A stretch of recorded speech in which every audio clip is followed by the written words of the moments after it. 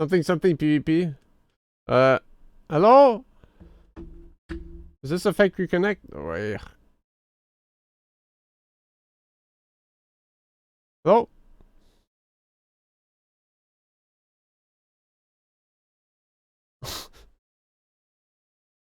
Man! Wait, hello?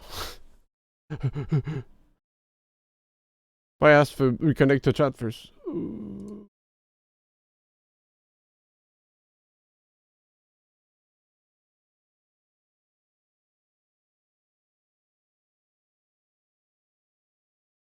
Do.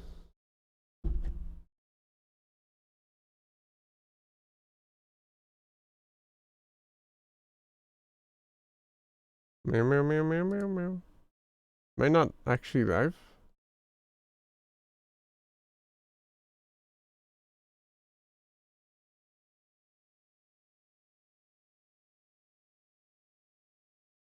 You're live? Okay.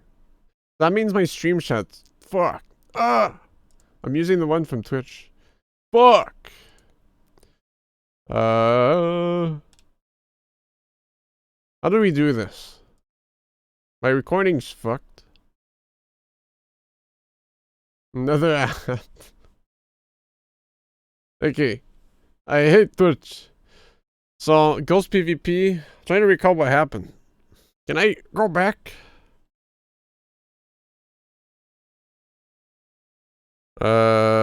Yeah, when I said Ghost PvP, blah blah blah. She said that she got stabbed and she didn't know like what happened, and then she lost consciousness. But before that, she rolled Maya in blood, and to make it seem like there would be suspicion for her, so it would work out in the end. Rewind that clock. It's even more delayed. Yeah, it's kind of fucky when that. I also dropped frames when I reconnected. So, play recording over. I stopped doing recordings. That's why I upload straight from Twitch now.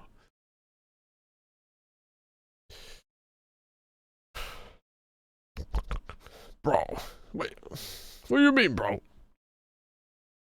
Do I load and then just skip through to the same point?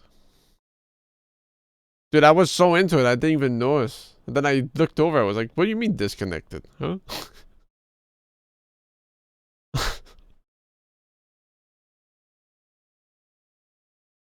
Yeah, it was just like 2 lines of dialogue, I think.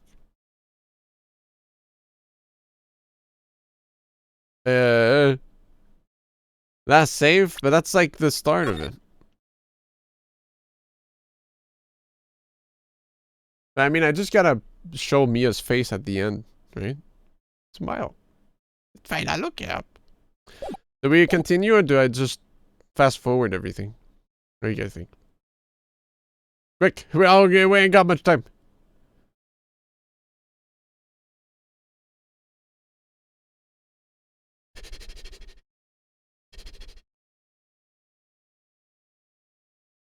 Hurry it up! If it can delay May. What do you mean? Hold on, let me reboot the boot. This took a shit as well.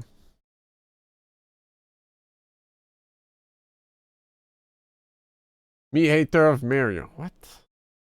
Why?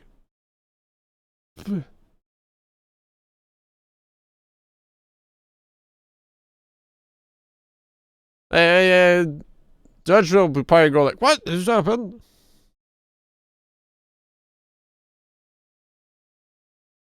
It shouldn't be too big plot thingy stuff. Well, I'm not saying I'm stopping. I'm just saying, should I waste 2 minutes fast forwarding to get 2 lines of dialogue? Okay.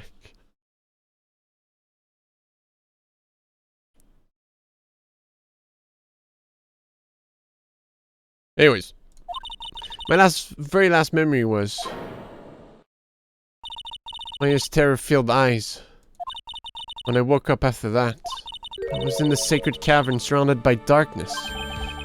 We're in a sacred cavern. The entrance was sealed with one of those trick clocks. Somehow I had been trapped in there. How did you wind up in there?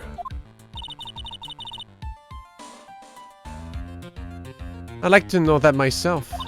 Anyway, I was worried. I didn't know whether or not Maya Fey was dead. I swore I would return to the underworld until I knew I had killed her myself. For a ghost, you're one tough cookie. I wanted to get out of there and make sure she was dead.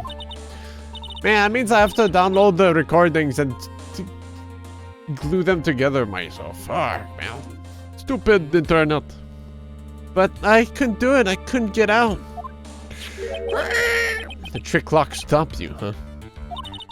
I didn't know how to remove it. So then you're saying you were actually confined against your will inside the sacred cavern? Yes, I wanted to get rid of that annoying lock as soon as possible. But it wasn't easy. I kept getting interrupted while I was working on it. Interrupted? It was early in the morning, but someone came into the training hall. What? Who? Pearl. Who did it have been? Maya? I thought the same thing, but I couldn't see. Why not? Open your eyes. Someone had spotted me, I would have lost my chance to take revenge. So I made sure to hide myself at the back of the sacred cavern. That morning, only 2 people could have gone into the training hall. Maya and Pearls.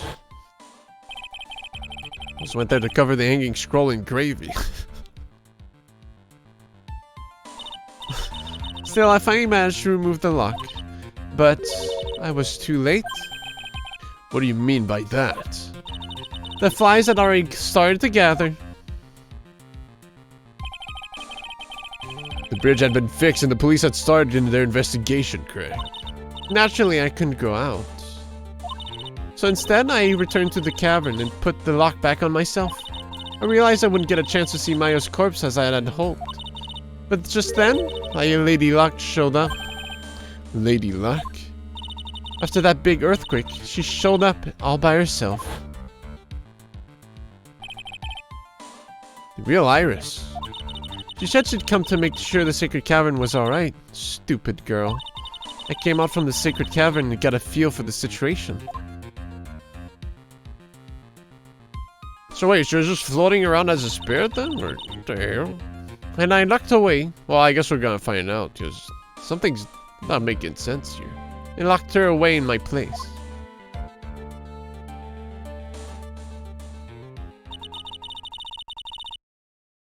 I had finally learned exactly what had happened. It was then that I learned that the plan had actually succeeded. What do you mean your plan had succeeded? I had misunderstood one thing, you see. That night, the one that had summoned me. I had assumed it was Pearl Fey. Well, of course you would assume that. It was written in instruction. But I was wrong. The person that had actually called my spirit back was Misty Fey, the picture book author. What? Well, that's really the only possibility, isn't it? After I lost consciousness in the garden, it was her body that was left lying there. Maya Fey. I wasn't able to kill her with my own hands after all. But even so, I made her commit the most vile sin a human can commit. And that is? Matricide. The sin of killing your own mother. Oh. No way!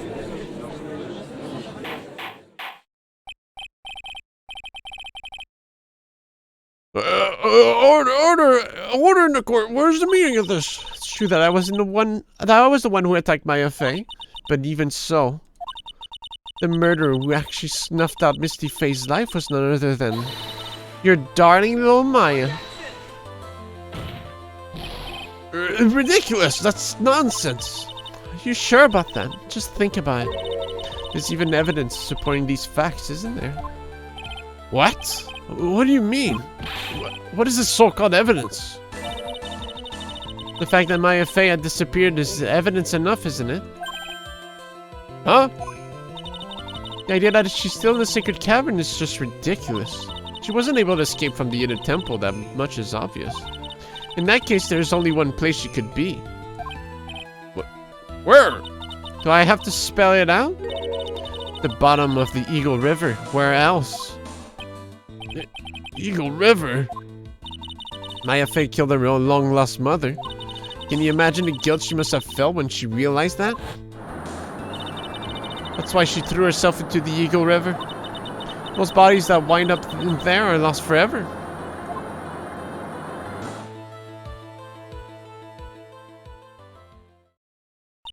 So, what do you have to say now, Feeny? Literally not true source, you. You and me? Godot, hello? You got the answer? Oops. Sorry, that's my phone. Oh, looks like someone's done with the job. What kind of ringtone is that? Got out here? Okay, thanks. Was it something important? They just finished removing the locks from the sacred cavern. That's great! What about Maya? I mean, they can too. There was a woman in the cave. Was it Maya Fey? It was the accused, Sister Iris. Oh! Huh? I look so surprised. I locked her in there yesterday. I just finished telling you that. So, what about Maya? Where is she? Good ringtone. It's my... There's no one else found inside the sacred cavern. No, it can't be. I told you, didn't I? She's dead. No. No!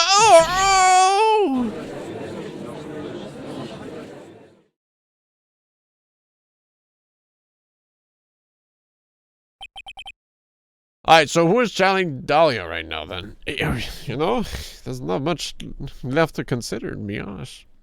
It seems that this case has come to an end. A tragic end.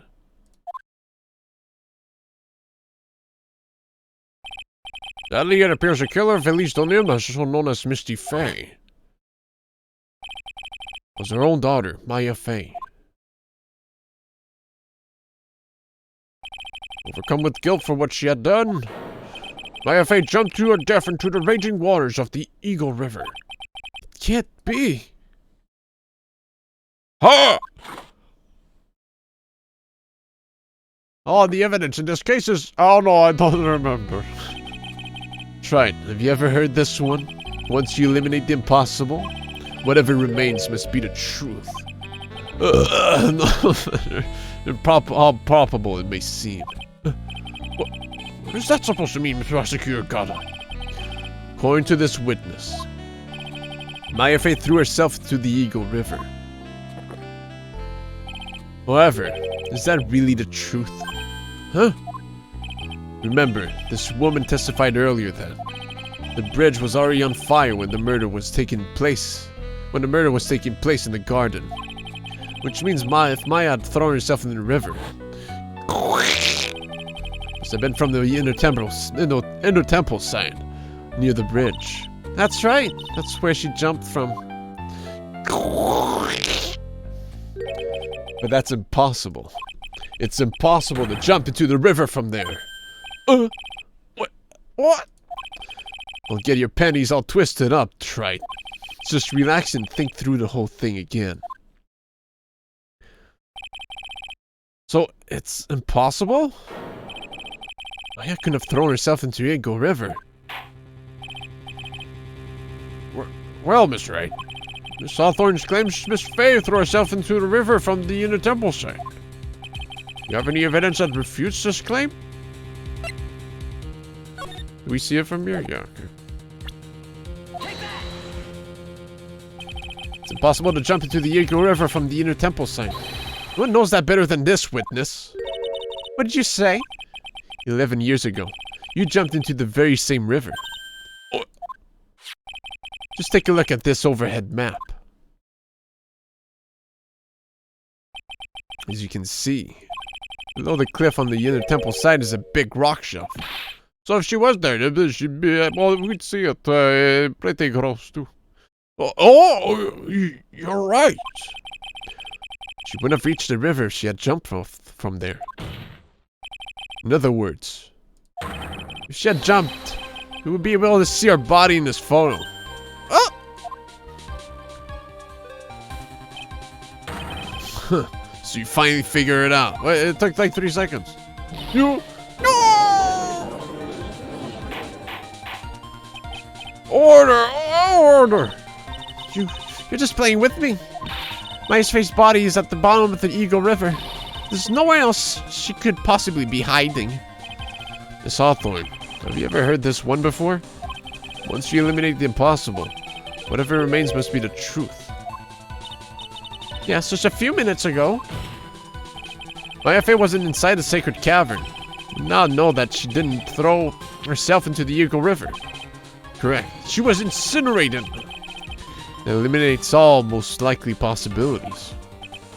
Now, although it seems improbable, there's still one other place she could be. What? What is this one possibility you're talking about? Oh. That's obviously a bluff! So where's her dead body then? Finally, I think the pieces are falling into place. Normally the living have no way to punish the dead. But I think there's a way to give Dahlia Hawthorne the ultimate punishment. Shall I tell you, Miss Hawthorne? Shall I tell you where Maya is this very instant? In this courtroom! Well, I'm still curious about, like... Because I was thinking of something and then I was like, oh yeah, that point too, but... Like, what was, where was the snow uncovered there, though? For some reason, I thought she was dug under there, but this is the more dramatic answer. We'll figure what that snow missing meant later on, I guess. There's only one possibility left. Namely, she's right here in this very courtroom. What? Maya Fey's here? What do you mean? You say she's here in my courtroom? Sometimes don't just smell melts weirdly. Dahlia Hawthorne, I seem to recall that you said I had misunderstood one thing, you see? So what? I think there's one more thing you misunderstood. What do you mean? Tell me something. This very moment. Who's channeling Dahlia Hawthorne? Why, that's obvious. It's Pearl Fey, that pathetic little sniveling runt. You're wrong. Pearl's tried, but she couldn't do it. I never felt at channeling someone. This is the first time it's happened. Is there any explanation for why you couldn't channel the spirit? You're stupid. It could happen if someone else was channeling the same spirit. Someone called me before Pearl did? But who? Pearl's even tried again on the day after the crime.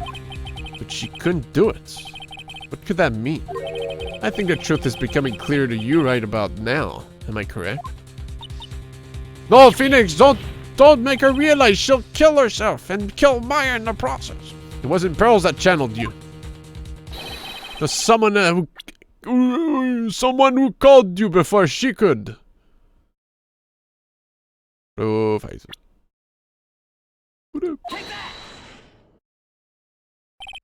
This is an easy one. Pearls couldn't do it. And Misty Fey is gone. There's only one possibility left. Come on already! I can't stand the tension! Dahlia Hawthorne, the person channeling you right about now must be Maya Fey. What? What? How could that be? Remember what this witness Dahlia Hawthorne said about her goal? She said that her goal was to kill Maya Fey. Yes, that's right. But if Maya channeled the spirit of someone that was trying to kill her... Well, Gramps, what would happen? Could it be? It looks like you finally understand, Yonder. Well, I don't... What are you going on about? What I'm going on about is the reason Maya channeled you. And there's only one reason.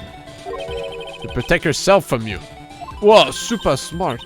To protect herself from me? Yes. On the night of the crime, we were only interested in one thing. Killing Maya Fey. The path back to Azakura was closed off and there was nowhere for her to run. So then, the problem became, where would the safest place to hide? Where would be the safest place to hide? You mean, that's when she channeled me? All this time, he thought he had been channeled by pearls. That's why it never occurred to you that Maya's hiding place was you. No! No! Don't say this! You're saying that I, Dahlia Hawthorne, was played for a fool by that little whelp? Maya Fey killed herself, isn't it obvious? Sorry, but no, you're wrong. It would have been impossible for her to jump into the Eagle River. This was the only avenue of escape open to Maya. The only way that Maya could disappear from the Nina Temple. I don't believe you. A stupid little girl like that has never been out in the real world. She couldn't have never come up with a plan like that. Who would have ever given her such a brilliant idea? Well, me, of course. What? Mia, when was Pearls here? Mia Fey. It's been a long time, Dahlia Hawthorne. Oh. So it's true. It was you. Yes. Huh. You're something else. But what? What are you doing here? That hair. It's Pearls, right? Tell me something, Dahlia. I want you to think back to that night one more time. You had just cornered Maya in the Inner Temple's garden. And then, in the final moments of the fight, you lost consciousness. Yeah, I did that. I was stabbed by Maya Fey.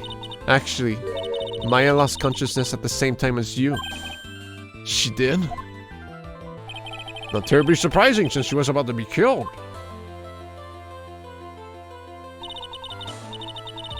Yeah, flashback had snow around the lantern. When she woke up, she was in the training hall. That's when Maya decided she needed help. So she channeled me. She explained in the memo the situation she was in. She asked me what I thought she should do.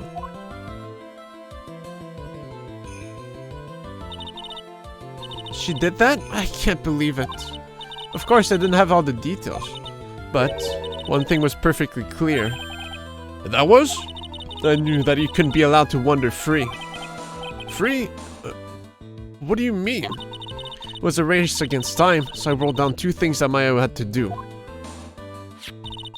Channel Dahlia Hawthorne as soon as possible, and lock herself in the sacred cavern until help arrived. So it was Maya who put that lock on there. Yes, but why did you order her to do those things? If she hadn't done it, Dahlia Hawthorne would have been channeled by someone else. By one Pearl Fey. Pearls? Yes, Pearl didn't properly understand the plan. So all she was trying to do was follow her mother, Morgan Fey's instructions.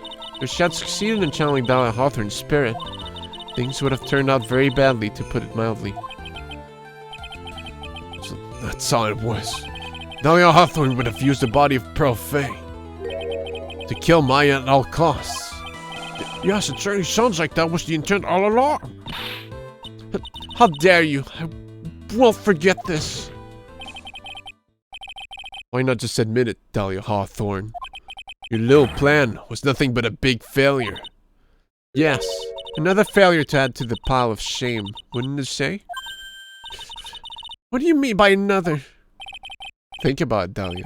Remember all your past crimes? Not a single one of them was a success. They all ended in failure. What? How dare you? 11 years ago. It's gonna publicly Palmer, dude. The fake kidnapping? Your very first crime.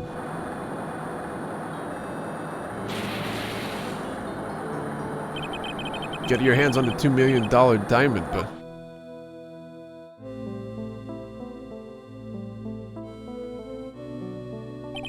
After Terry Falls escaped and went to meet with Valerie Hawthorne, the truth was exposed. Shut your mouth! That wasn't my fault! It was because of that stupid oaf of a prisoner and that weakling of a policewoman. And then, 1 year later, you tried to kill me.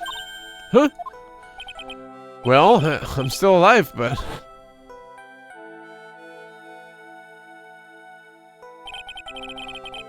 Send spirits to hell by calling them a failure. You wound up killing someone else.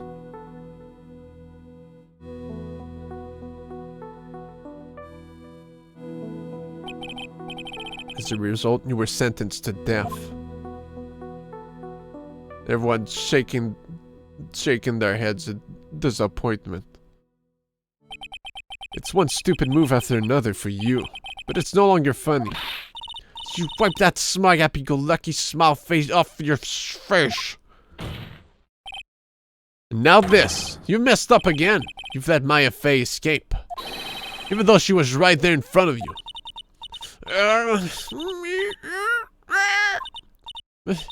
Mia Fey. You spinster. I was supposed to kill Maya Fey like I swore I would. You know, and if you only had gotten that spiky hair jerk to guilty verdict, I wouldn't have been hanged to death. True.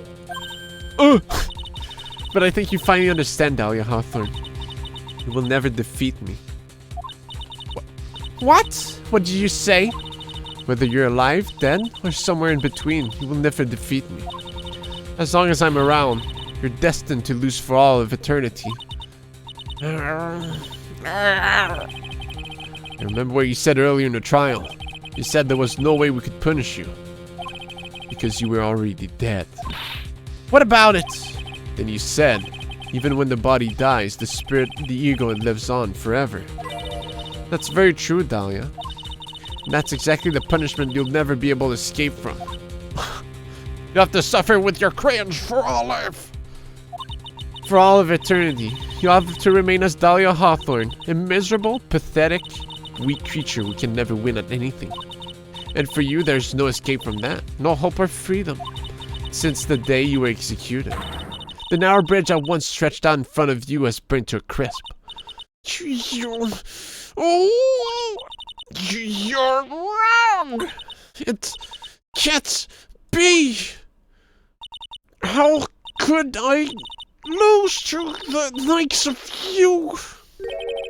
No longer matters. You're full of shit. I don't care whether you win or lose anymore. The only thing I want is for you to come out of Maya's body right now.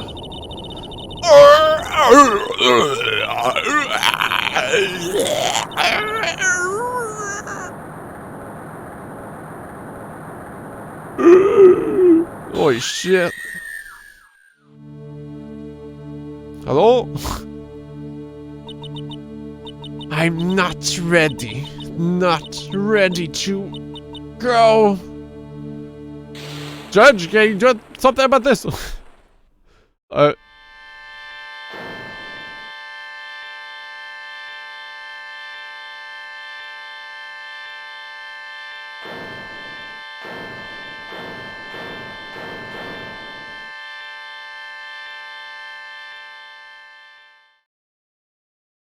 What?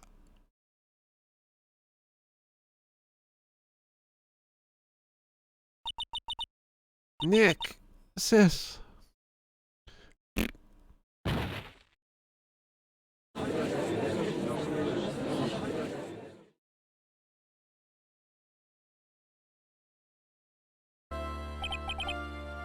Now then, I assume you are the real Iris.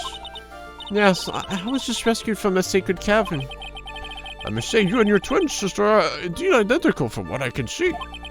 In any case, it appears that everything has finally been cleared up.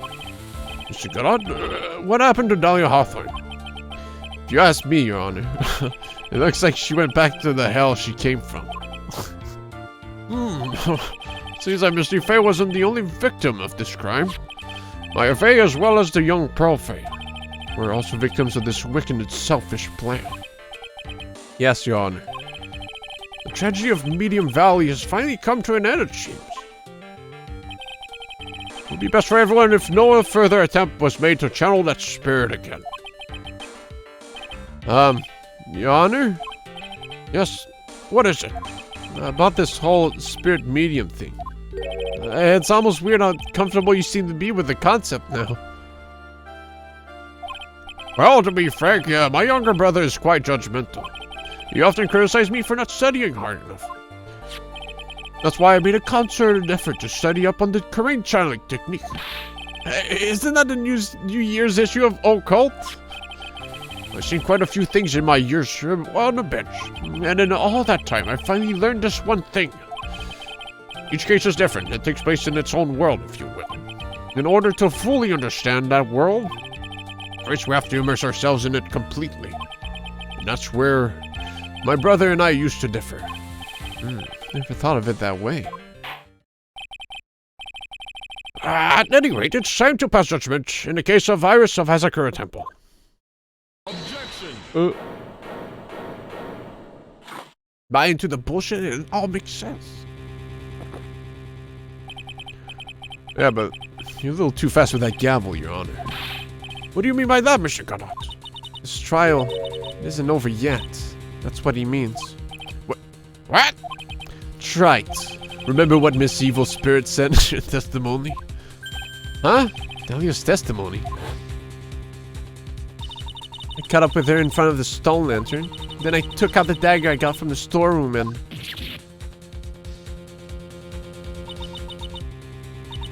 It's strange, but I don't have a clear memory of what happened after that. I think I was stabbed.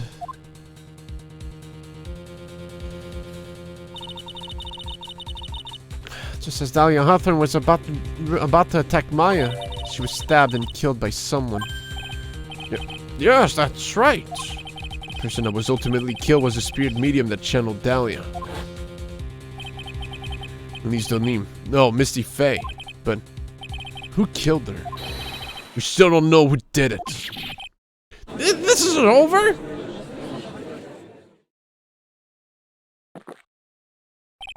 Unless someone else is found guilty, the accused is still on trial.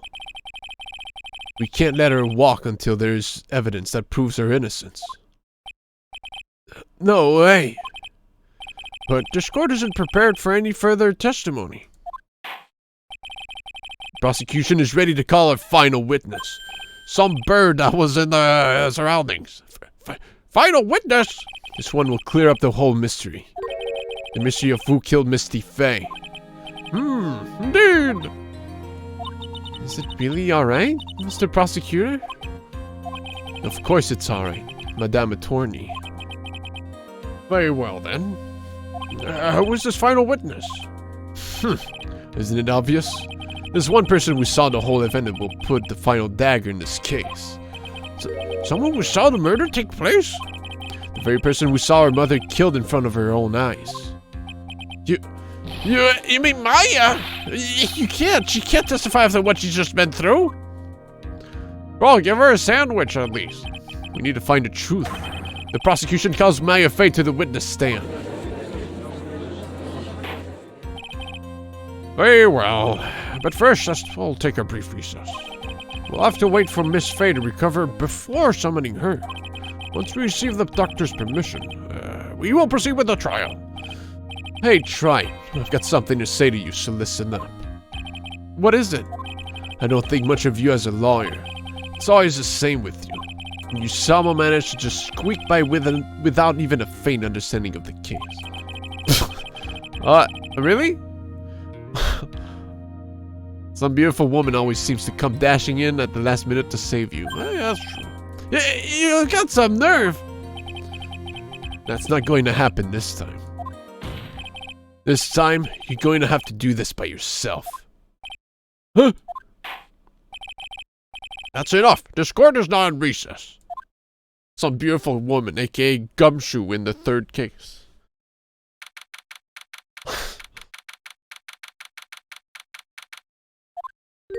I'm truly sorry about everything. You were working so hard to defend me, but I was missing all day, and we didn't even have a chance to talk. She's right. Crying woman.jpng.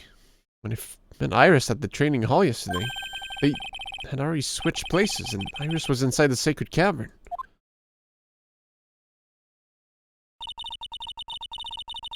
I wanted to at least be in the defendant's box today to root you on. It wasn't your fault. You were locked up this whole time. There's something more important than that, though. I have to ask you. Why did you help your sister out as much as you did? Huh? If you had tried to get help at the sacred cavern yesterday, you wouldn't have spent an entire day locked up in there. My sister? I felt sorry for her. She was abandoned by her mother and never got any love from her father either. Yes, but it was the same for you too, wasn't it? Yes, but at least I had Sister Bikini, who was like a mother to me. Wow. If only Dahlia had come with me to Akazakura Temple. Miss Sister Bikini, the real OG. I always loved her. Dahlia was always so smart, so strong. She never complained about a thing. That's why I promised her that I would help her. No, I'm pretty sure Dahlia was just pure evil. Yeah, bro, at that age, the child's gone. Sorry. Throw her in the, I don't know, the uncurable. Are you talking about the fake kidnapping case 11 years ago? Yes, I wanted to be useful to her in some way.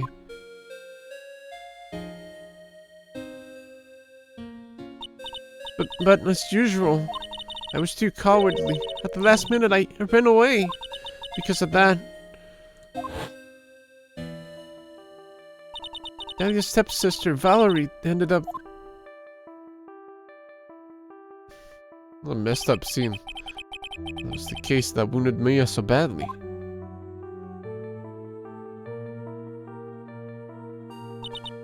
But things didn't end there, of course. Some people suspected that my sister was involved in the murder. Some people, you must mean. Yes, 2 defense attorneys. Mia Fey and Diego Armando. After poisoning Mr. Armando, who was getting too close to learning the truth. Dahlia even tried to kill the person who had unknowingly hid the poison for her. You. Gee, woo there. That's right. Iris, there's one more thing that I have to ask you. Yes, what is it? On the night of the murder, the person that cleaned up the corpse of the victim, Elise Donim, was it really you? Yes, it wasn't me. That night, after I rang the lights out bell, I went back to my room. At around 10:30, I received a call on my cell phone. Cool.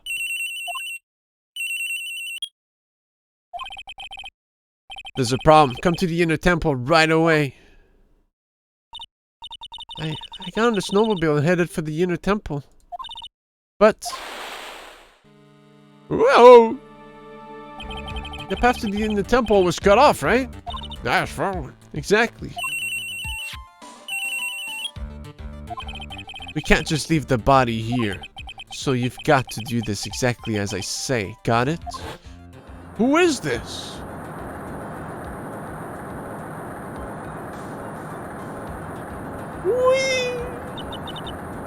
It was me. I was the one that received their body. The murder weapon had been left in her body so she wouldn't bleed too much. The stuff that Mystic Elise always held.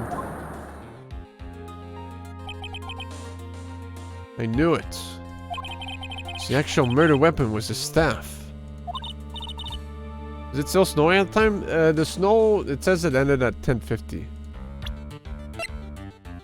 Like the whole didn't snow at that point was because the timings were like around 11. 7 to 10, approximately 10:50.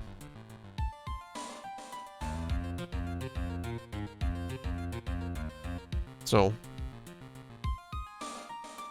if Sister Bikini went back at 10-ish to walk back, like, she got back to the temple at like 10:20, 10:30, and she went out at 10:30 on the snow bike. Well, it definitely wouldn't have taken 5 minutes. Well, she had to, like, if she left for 10:30, then she found the snow bike. It was covered in snow, so she had to, like, you know, dust off the snow. A good 5 minutes at times. You know, you gotta make sure that your butt's not gonna be damped up from all the water, the snow, like, you know. And then you got, it's like, oh, it's a rough start. Has it been a long while since we last used it? Okay, then 5 minutes has passed, and then 5 minutes to drive down there. You know, 10:40. It still doesn't explain the bridge, bro. Hey, you know, maybe she was taking her sweet time. That's right.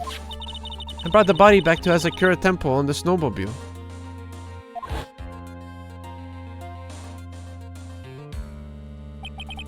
But why? Why did you alter the body? I didn't want anyone to know that the staff was the murder weapon. I didn't want to leave anything that would lead back to Misty Faye. So I dressed her in a robe and stabbed her with the shishishito. I wiped the blood off the staff's blade and left it next to her on the ground. Iris, just tell me one last thing. Tell me the name of the person that called your cell phone. The real killer. I'm sorry, Mr. Wright. I can't do it. I can't say we did it. I see. Bro. Defendant! Where that was added? The actual weapon. Okay. Just confirmation. Okay. Yes? The judge is calling you. We want you to see you in his chambers. There's some questions about Dahlia Hawthorne. Alright. Well, then, I'll see you later. There's something I want to tell you. Oh! Okay. Something she wants to tell me. With that face? So it's true. I just cooperated with the real killer. Maybe even from the very beginning. Phoenix? Mia! How's Maya doing? Physically, I'm not worried. She'll recover completely. But emotionally, she's been hurt very badly by this case. I see. Huh? You don't mean she learned who Elise Dunham really was? Yes, I went to the medical office and talked with her. I told her everything I knew. But why? Maya's stronger than you think. I knew she could take it. All of it. What do you mean by that? I want you to figure that answer out by yourself. The trial is about to restart. The real killer. Do you know who it is yet? Iris wouldn't tell me who called her, but still. I think that just maybe I know who it was. That night, the victim was killed in the garden of the inner temple. And the criminal wasn't just there by accident. Which means that the killer knew of Dahlia's plan from the very beginning. And one more thing, the victim was moved to Asakura Temple the victim was moved to the Asakura side, the temple side by pendulum. In other words, the criminal couldn't cross the bridge. That means they were stuck on the inner temple side for almost an entire day. Exactly. So the culprit was someone that wasn't in Asakura Temple the following day. That's as much help as I can give you. The rest of the battle is yours to win or lose. Okay, I've got it. Thank you, Mia. Finally, it's almost time to bring this case to an end. What exactly did Maya see anyway? And who was it that actually killed Misty Faye? Whoever it was, I have to prove it. Me, all by myself. Boobs.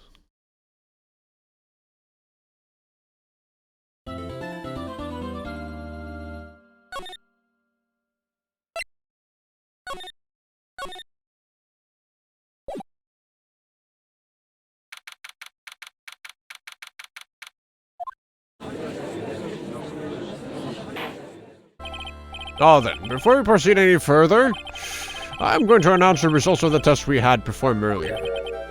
Tests? Yes, tests on the bloody dagger that was found stuck in a pine tree. Oh yeah, that. I totally forgot about it. Give it up for part 3, aka another 2 hours of cross-examination. Wait. Didn't take that long for the last one. Come on. I mean, that was that part? No. Yeah, that was part 2, part 1, part 2, part 3. All depends how much hoops we gotta jump through. That's the weapon that Maya Fey used when she fought with the victim. So what are the results? Was it the victim's blood or? Due to time constraints, a full test was impossible. However, there's one thing we can say with certainty. The blood that was on this dagger was not the victim's blood.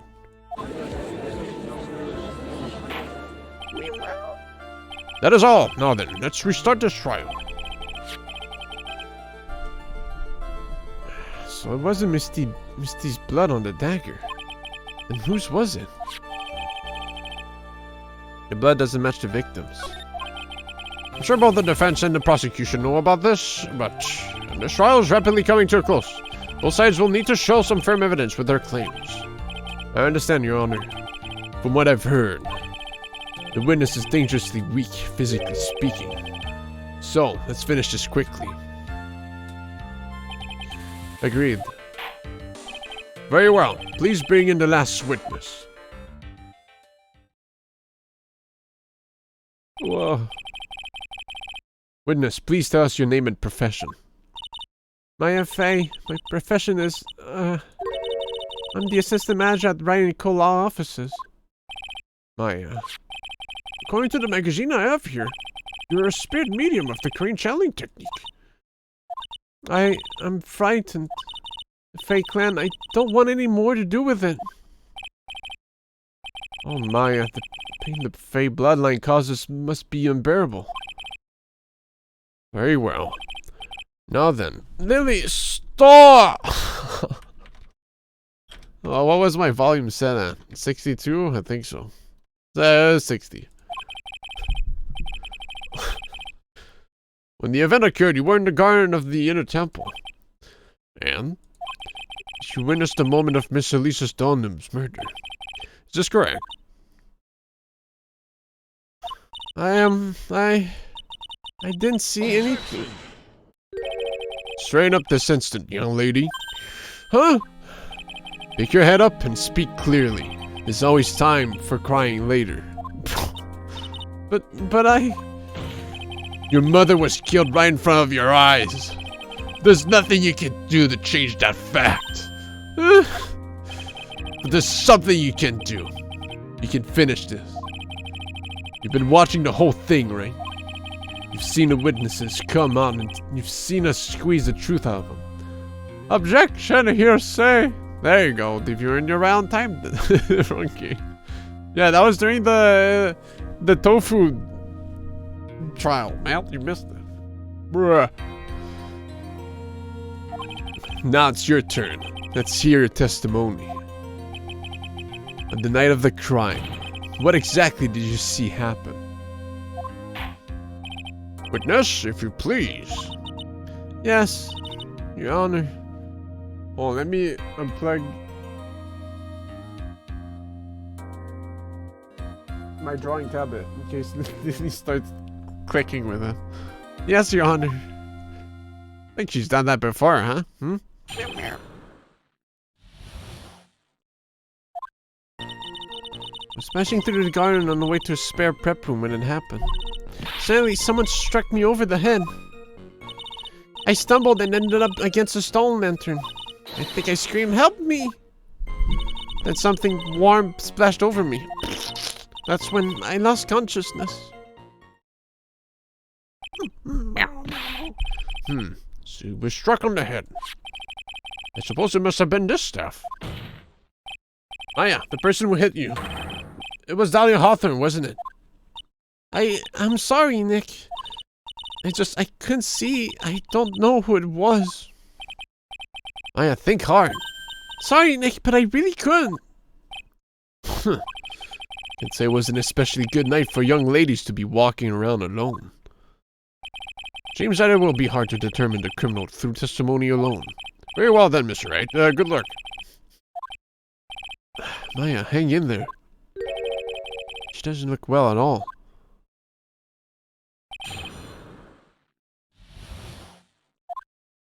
I was passing through the garden on the way to a spare prep room when it happened. Who else was on the inner temple side that night? Well, Sister Bikini, of course. But I remember saying that Iris would be coming later as well. The day after the incident, Edgeworth met Bikini at Hazakura Temple. That means she couldn't be the criminal. So then, did Iris actually come later like she did? Like she said? Well, let me think. She seems confused. It's probably because she's so tired. No, I'm sure I didn't see her. She must have come while I was preparing for the training. Suddenly someone struck me over the head. Boy? Who did it? Who hit you? I'll kill them. Well, I didn't see who it was. I was hit from behind. You didn't see the person. But after that, your attacker was in front of you. How could you not see who it was? Oh, let me think for a sec. I'm sorry, I just can't remember. I'm just really having a hard time. What should I do? Leave her alone. Why? Come on, Maya. This isn't making sense. Why didn't you see this person?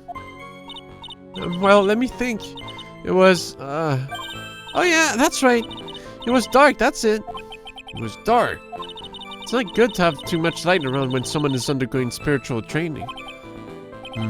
Come to think of it, there was an earlier testimony to that effect as well. So it was dark in the garden on the night of the crime. Which is why she didn't see her attacker. I thought maybe she was trying to hide something, but I guess not. Judging by the testimony thus far, the identity of the attacker was most likely the spirit that was channeled by Elise Denis. Dahlia Hawthorne. Very well, please continue with your testimony. What happened after you were struck on the head? Stumbled and ended up against a stone lantern. What happened afterwards? My attacker was in front of me, blocking off my escape, I think. You think? After getting hit like that, I was in a state of panic. There were only two things rolling around in my mind at the time. Well now, this is beginning to get interesting. So what were the two things rolling around in your mind? My name is Maya Fei. 1 + 1 = 2. You see, for some crazy reason, I was afraid I was going to lose my memory. I know it's odd considering my life was in danger, but that's how it was. That's not odd at all. Your actions are understandable, given the circumstances. So, what did you do then? I think I scream, help me! You think you screamed, but you're not sure? Listen, I was a complete wreck. It was dark and I couldn't see my attacker. Was it a man, a woman, an adult, a child? I had no idea. I was scared out of my wits. Believe me, my dear, I'm certain I would have soiled my robes. I thought this... Judge, TMI, man. This person might attack me, so I... Anyway, I'm pretty sure I screamed. I thought that was my last hope. Wow, it sounds like poor little Maya really was out of her mind. I wonder what she meant by last hope. What do I do? Do I press her or for more details? Wait a minute. Maya, what's this my last hope stuff? Huh? What do you mean by your last hope? No, that's what you said. You said my last hope. Huh? What? I said what? Look, you were facing an attacker that you could see, and you screamed, right? You screamed, help me. Yeah. But you testified that you screamed that because you thought it was your last hope. Oh, well, you know, that's like... What do you call it when that happens? He's not doing so well up there. Please, help me. Oh yeah, oh that's right. I remember now. I was facing my attacker, but that's not who I was screaming at. What did you just say? Yeah, that's right. It was the person behind my attacker that I was yelling at. That's who I was screaming at for help. Ah!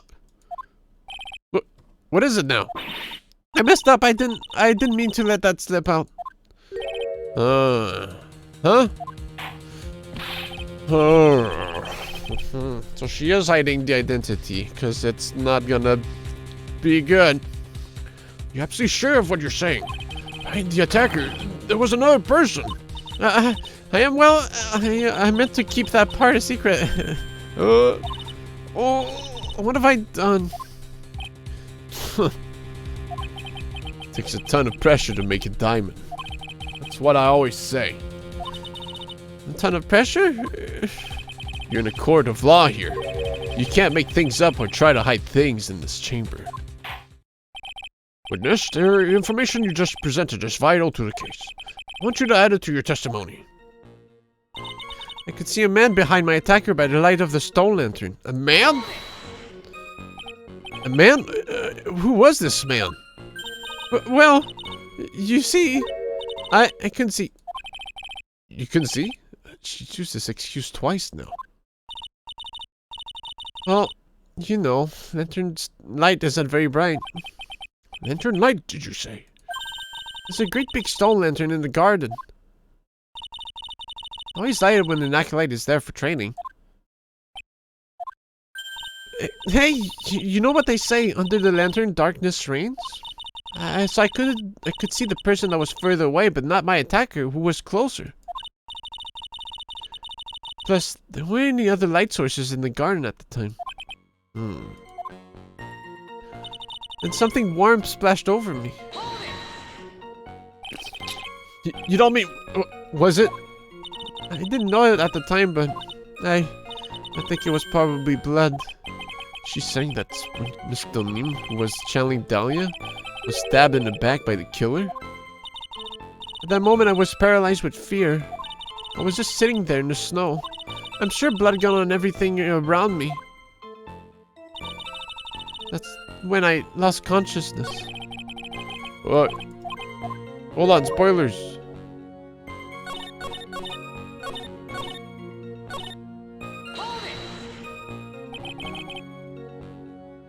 So what happened next? I don't remember. How were you saved? You don't even remember that? No? Haven't got any idea. I really don't know what happened at all. That's too bad. Worked side by side with Maya for 2 years now. I can tell when she's trying to hide something by how she acts. And right now, I'm absolutely certain she's hiding something. The person who saved her was the killer. His name's Killer something. The assassin from the second game. He was just passing. He was like, "Oh, I'll just kill someone." The Killer's heaven.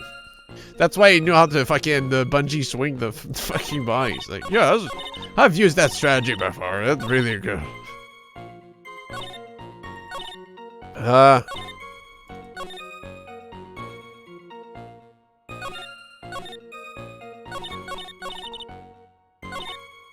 Killer spray. Let me reread this one. I was like thinking about the killer. I'm trying to remember his name. So what happened next? Well, I think his name is like the Killer, but the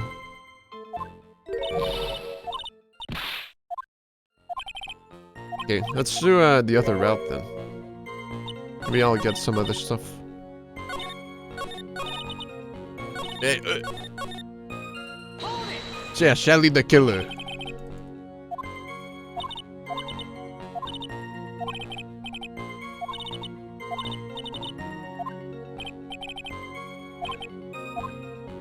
Okay.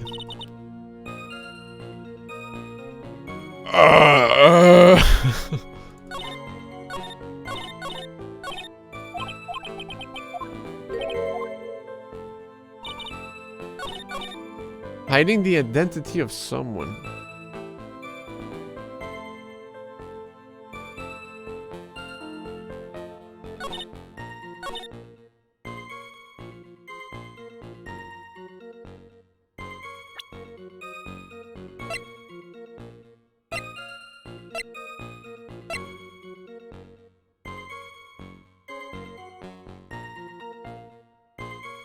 Wait, was not lit the night of the crime.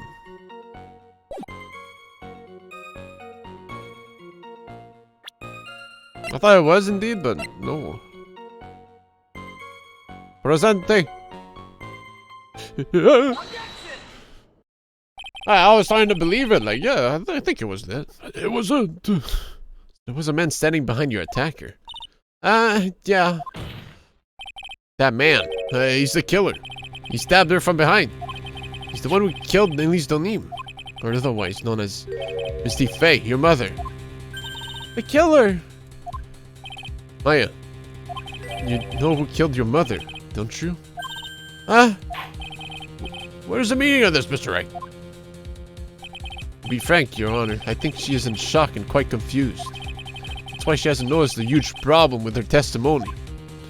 What do you mean? What problem? Maya, the night of the crime, that soul lantern was out of commission. Oh yeah, the wick wasn't working. Huh? What? It's true. There was no light anywhere in the garden that night. No! Order! Oh, order in the court. Mr. Goto, explain this. I don't know. Add the pureness of milk to the perfect, clear darkness of coffee. Stir. That is the state of the witness's mind right now. A cup of café au lait. Café au lait? Is that even legal? Mr. Tright's words are the milk and you are the spoon. Your Honor. I'm a spoon. I'm no spoony bard, I'll have you know.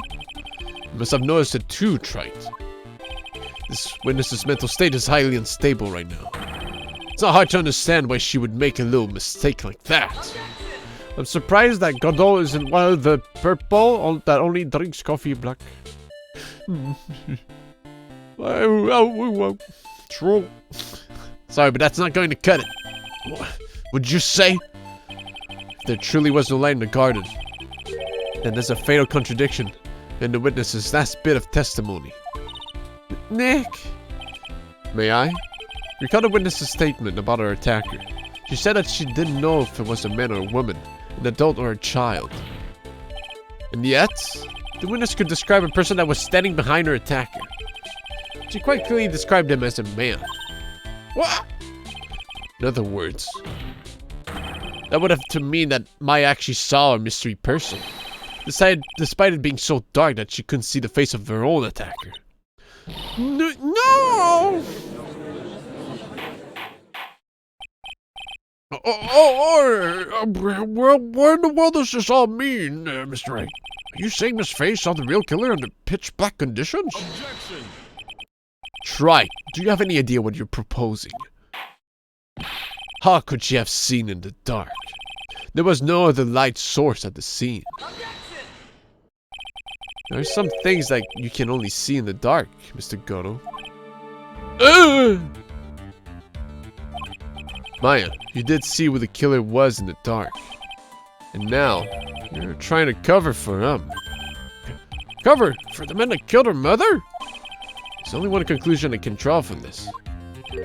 You know who this man is. Please, Nick. I don't know anything. Please, I'm begging you. Huh. You talk a good game, Trite, but let's see if you can walk the walk. It was pitch black, so what could the witness see? I'm calling your bluff.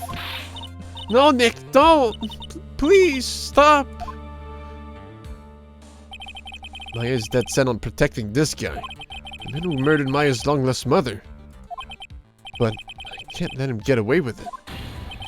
I'm a lawyer, an officer of the court. I'm here to find the truth. Alright, Mr. Wright. Time to show us what you've got. Who was this person that you say Miss Faye saw in the darkness?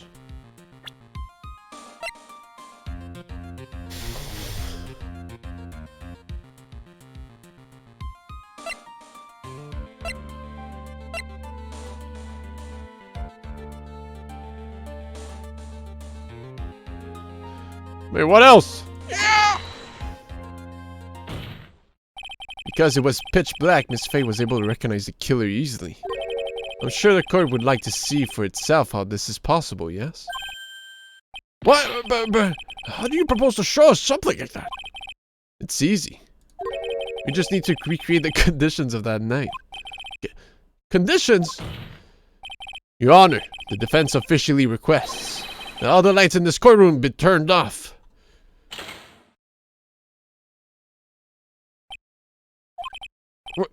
What? This is... But it can't be!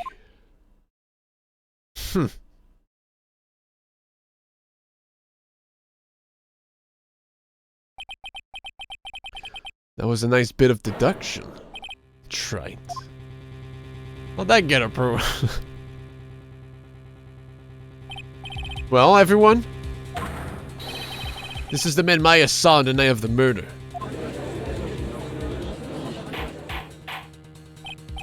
Order, order, order!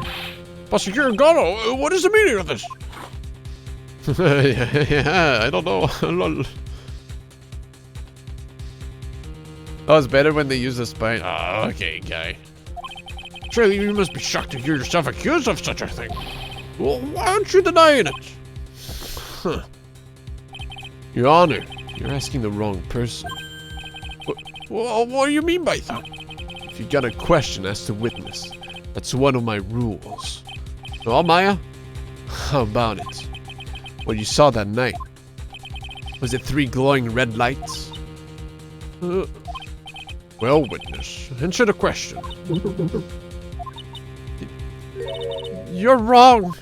I never saw that. Maya! I thought the person that stabbed my mother was a man. For a totally different reason. What? Witness, Mr. Wright, what the?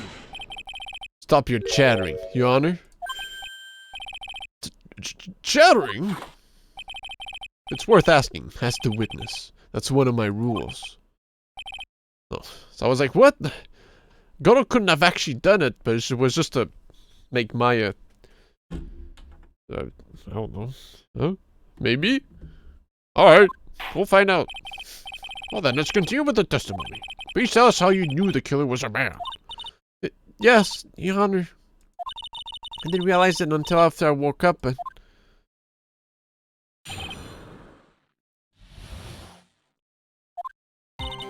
When I came to, I was just lying there on the training golf floor. By the time I got back to the garden, the place had totally changed. The torches were lit, and the body was gone. And all the snow around the stone lantern had been carefully cleaned up, too.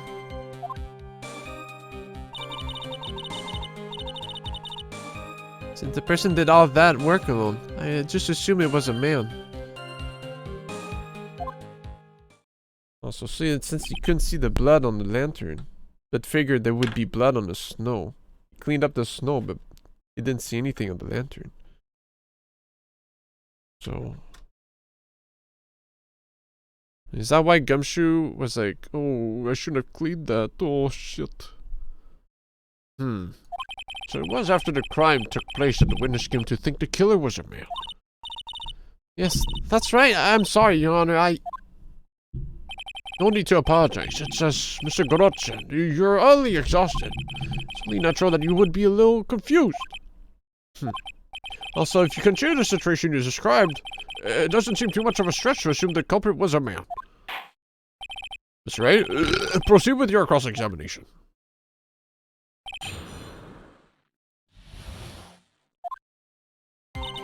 When I came to, I was just lying there on the training golf floor. So you lost consciousness when you were in the garden, is that right? Yes, I think it happened when the victim was stabbed. So then the person that you carried into the inner temple. So then the person that carried you into the inner temple could only have been the killer. That's what I think too. So the killer carried Maya into the inner temple. By the time I got back to the garden, the place had totally changed. Naturally, the killer must have done it, right? Yes, I think so. Why would the killer tamper with the crime scene like that? There must have been something that the killer desperately wanted to hide. I don't know. Looks like she doesn't have enough confidence. I think I need to gather some more information before I ask her again. Torches were lit and the body was gone. The torches were lit? Yes, that's how I noticed that the whole scene had changed. I'm going to say it was the killer who lit the torches. I mean, who else could it be? The killer probably lit them, since it'd be impossible to do any cover-up work in the dark. However, if that's true, there's one thing that still bothers me. Why did the killer go through the effort of moving the body? That's true, it's hard to see how that would be of any advantage to the killer. The only one who would gain anything from that would be the only person that was at the inner temple, Maya. Very well, let me hear some more about the condition of the crime scene. All the snow around the stone lantern had been carefully cleaned up too. So you're saying the killer cleaned up the snow? It did look really odd. The snow was removing the natural looking rectangular shape around the lantern. There were a lot of shovels around in the inner temple, but they're all really heavy. Way too heavy for me to use. Not fellow indeed, this killer. I wonder if would anyone want to take the snow away. There's one thing I can think of. Did you say that a lot of the victim's blood sprayed onto the snow? Yeah. Here I collapsed and ended up being splattered. In other words, the killer's purpose was to hide the bloody snow. I think that's the most reasonable explanation. Perhaps. However, there's something that was bothering me. If the killer just wanted to hide the snow with blood on it, there was no need to remove that amount. That's true. He could have scooped up just the snow that was stained with blood. Looks like there are some mysteries behind this issue. But I think this will help explain them. Since the person did all that work alone, I just assumed it was a man. So you're saying that you never saw the killer, right? Yes. But earlier you very clearly stated that you saw a man behind your attacker. Nick, I'm sorry.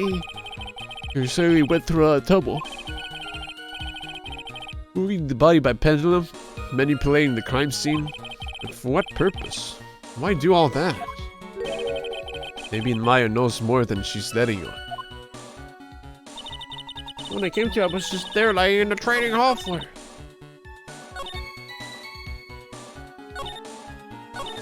Was it this one?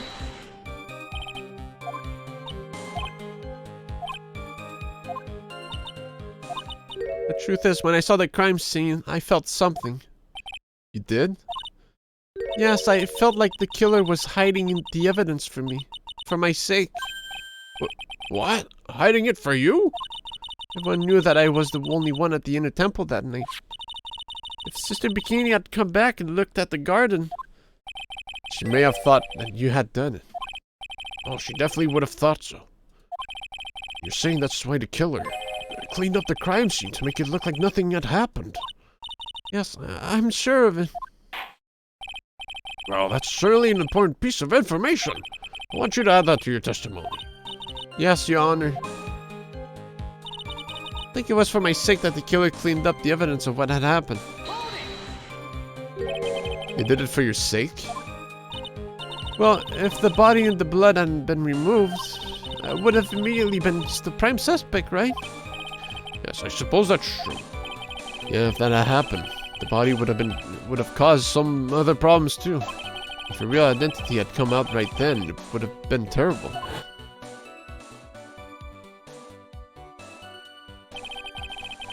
Master of Crane killed my own daughter. I don't think Maya would have been able to handle it.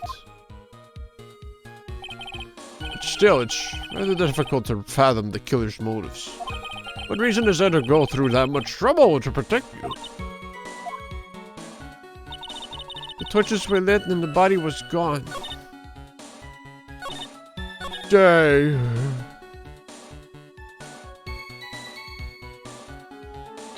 What do I get out of this?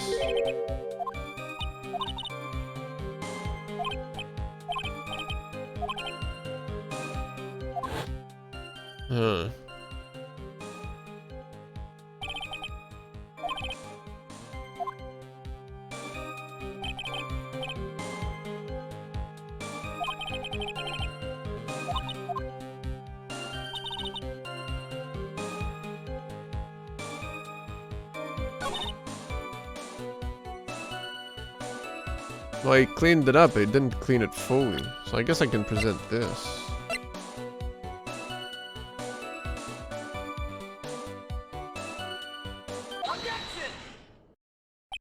The body of Elise Donin was carried all the way to the Ezekura Temple's courtyard. Then at the garden, the real scene of the crime. The snow that we suspect was covered in blood was scooped up and removed.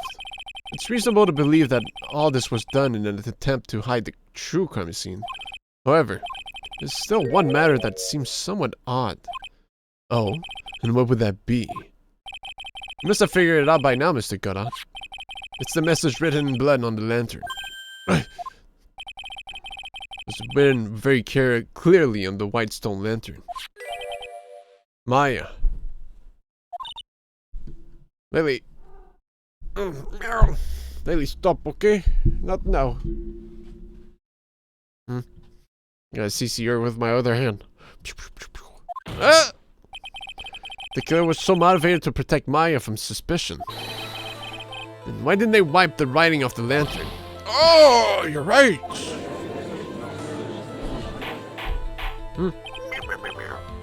Order, but Mr. Wright! Isn't it the fact that the killer was trying to cover up the crime scene? Indeed, but it doesn't make much sense to move the body and remove the bloody snow. And not wipe off the most incriminating thing of all, the bloody writing. If that's the case, do you have an explanation for the killer's mysterious behavior? Why would this killer remove the body and remove all that snow, but then leave the bloody writing on the lantern? I don't know what the killer's plan was, but it's a fact that the killer left the writing on the lantern. There must be a reason for it. Well then, Mr. Wright, let's hear your opinion. Why would the killer leave the message written in blood on the lantern? The killer didn't notice it. Prosecutor Ghana, earlier in this trial you gave me some good advice. You can't read. Can't read, so any words is like transparent on the spot. Once you eliminate the impossible, people are like a book. Whatever remains must be the truth. Maybe you're not as dumb as I thought. The real killer wanted to disguise the fact that a crime had occurred there. If that's the case, they wouldn't have left the bloody writing on the stone lantern on purpose. Therefore, it must mean that they didn't notice it. But that doesn't make any sense. The torches were all lit and everything. There's no way any normal person would miss something as glaring as that. You're right. There's no way any normal person would. What are you trying to say, Mr. Wright? There's only one person involved in this incident who could have missed seeing the bloody writing altogether. What would that be? Who's the person that could have failed to notice the bloody writing?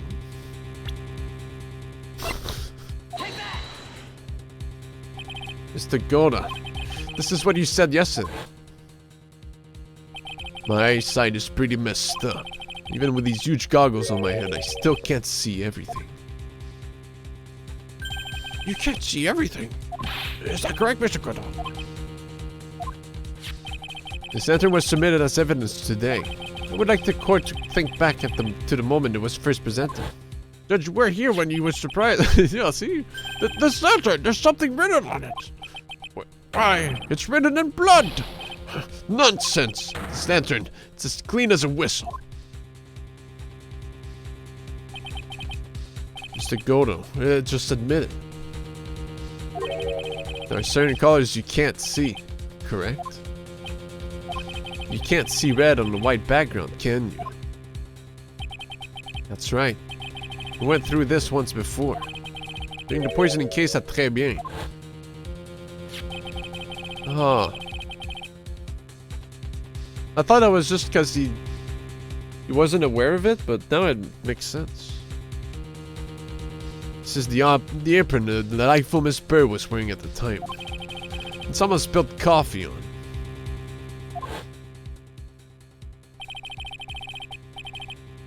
But if you said the coffee stain, then... Something's still bothering me, Mr. Go. Why have you not explained the bloodstain to the court? Bloodstain? What bloodstain would that be? Don't play games, prosecutor. The blood-colored stain that's reared all over the apron. That's ridiculous. No one told me anything about a blood stain. You can see the coffee on the white apron. But you couldn't see the ketchup.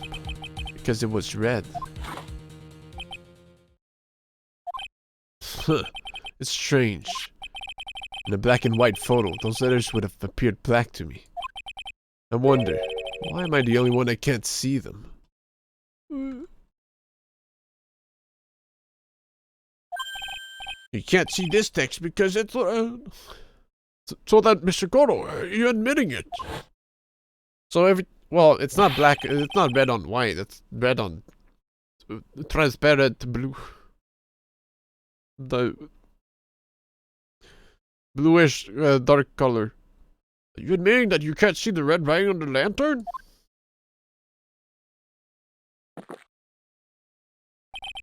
Hey, Gramps. Didn't you know? That's the reason why I don't drink red tea. Oh? I wasn't sure about it until now, but I just can't believe it. Prosecutor Goto is the murderer.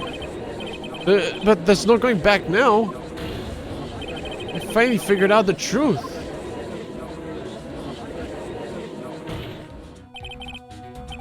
Red tea.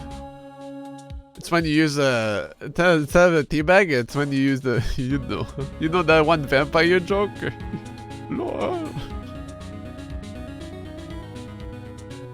Mr. Go, the defense at this time formally accuses you. You are the murderer of Miss Elise Donim, also known as Miss Misty Faye. It's hard to believe this may be true, however. Once again, Mr. Wright has brought up a disquieting fact about you. Just make sure you don't fill out the indictment in red ink, Gramps. There's red tea. What? Come on. How does little graffiti make me into the killer? Besides, it's not like it's my name that's written there. I'm certain that the killer wasn't able to see the color red. This is rich. Do go out, Trite. The answer is right there at the crime scene. In the snow. Oh yeah, I guess he did do it all around the lamp, like the post, the light. Because he can't see it, so he was like, well, I might as well get everything just in case. The snow? How so? Well, for example, why did the killer move all that snow? Your Honor, you said it yourself. If he wanted to hide the bloody snow, why not take just that area? Yes, why didn't he take just that area? Oh! Could it be? Yes, the killer couldn't see the red blood that had seeped into the snow. And so, he had to remove all of the snow. He couldn't be sure where the blood had landed, so he removed the whole area. Then isn't it more likely that the killer couldn't see the blood because it was dark? Not a chance. The torches were all lit. Would have been able to see just fine. It seems... once again, this trial has taken an unexpected turn, to say the least. Can you explain this, Mr. Goro?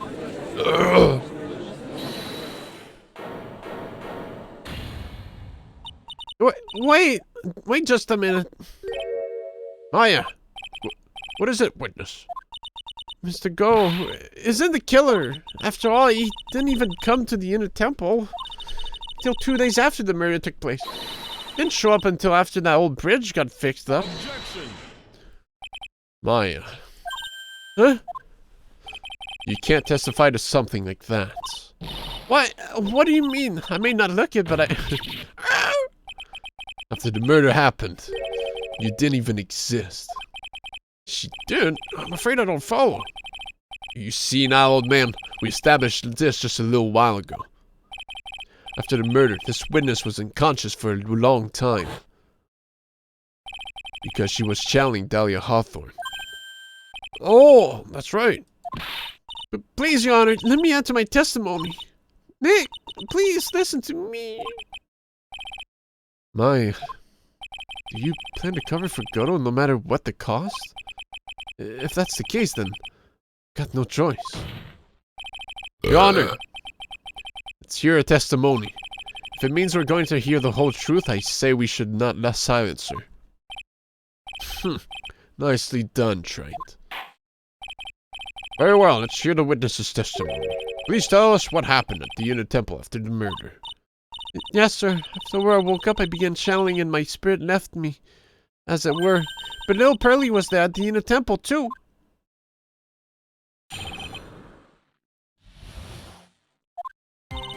Pearlie was also stuck on the Unit Temple side that night. The next morning, she looked around but couldn't find anyone. The next day, when the bridge was finally fixed, she was in the spare prep room.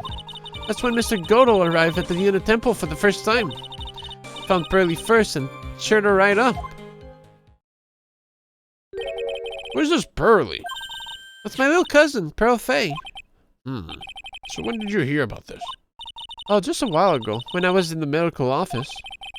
I'm terribly sorry, but what you heard from someone else is simply not admissible as testimony. What? Come on! Pearlie would never tell a lie. She's a way more honest person than I'll ever be. Real smart, Maya. You always know the best things to say when you're under oath. The prosecution has no objection. We believe the witness. Mr. Goto! Let's just move on to the cross-examination. If the defense has no objection. This is highly unusual, but... Well, Mr. Wright? Let's get this cross-examination started. What's happening? Pearlie was also stuck on the Unit Temple was that side of the night. Oh, that side that night. So, where did you think Pearlie slept that night? In the spare prep room next to the training hall, I guess. There's a rule that you can't enter the training hall during an acolyte's training. But even so, why did she go to the Unit Temple in the first place? It seems that Pearls became worried about Maya. Very worried. She knew that the spiritual training I was about to undergo was very intense. Pearls was supposed to channel Dahlia Hawthorne, but she couldn't do it. That's why she headed to the Unit Temple. However, Dahlia Hawthorne was already there, possessing the body of the Elise Dolin. The next morning, she looked around but couldn't find anyone. She searched the entire Unit Temple side and end to end? Well, you see, Pearlie gets pretty scared when she's alone. There weren't that many places to look. She says that she even went back and forth several times. The temple site has two structures, the training hall and the spare prep room. There's also a storage shack, I think. That's about it. There's a storage shack, too? We're also looking for other people, right?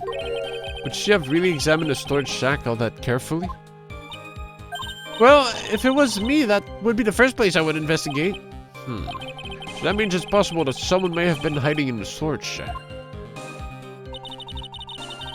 The next day, when the bridge was finally fixed, she was in the spare prep room. Girls didn't hear the sound of them working on the bridge? What do you mean? I was just wondering why she would stay in the prep room.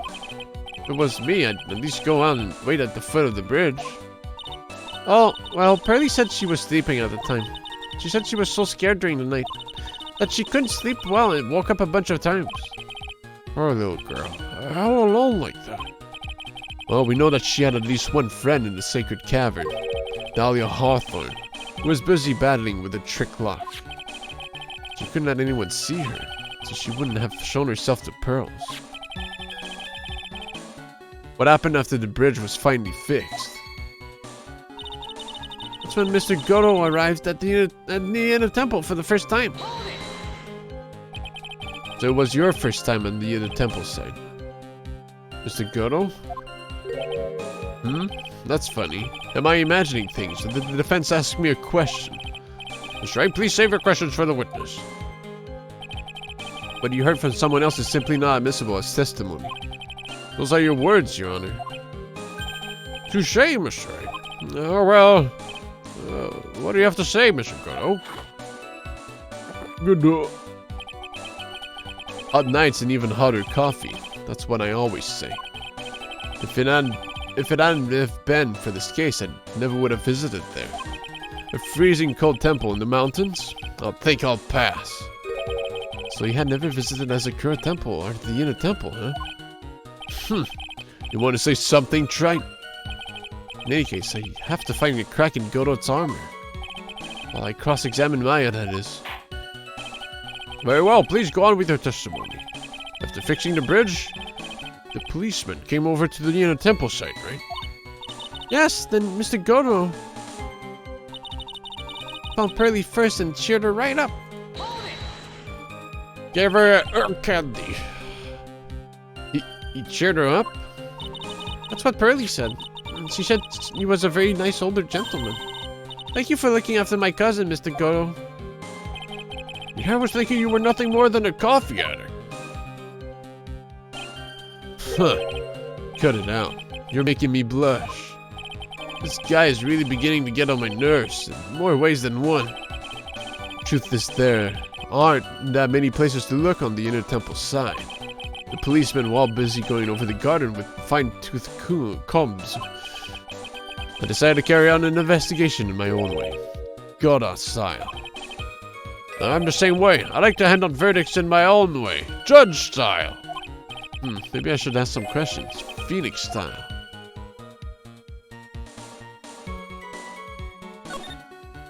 So you cheered Pearls up? When I found that little girl, the first thing she asked about was her cousin, Maya Fey. Really?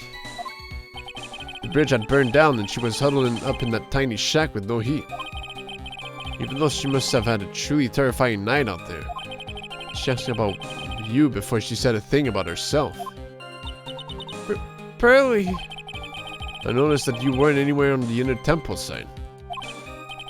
But I couldn't find I couldn't find it in me to tell her that. So I gave her my last cup. With milk and sugar, to hide the bitterness of the harsh truth. What a sweet story. Get a thermos of coffee. Why doesn't that surprise me? There's only one thing of any importance here. Where was Goto when the murder was taking place? He must have already been at the Inner Temple when it happened. Otherwise, he couldn't have killed Elise Donim.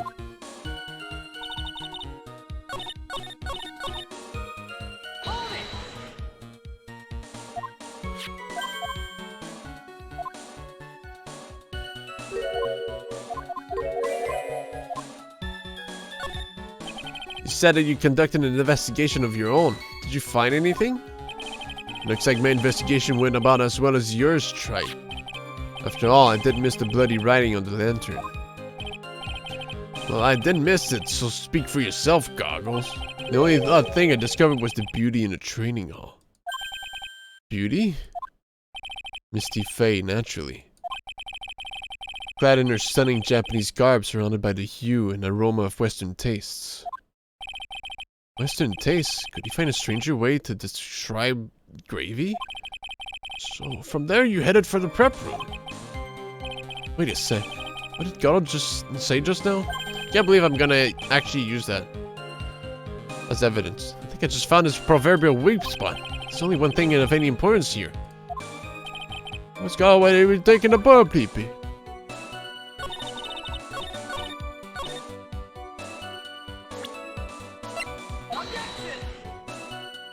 Ah! Oh, wrong spot.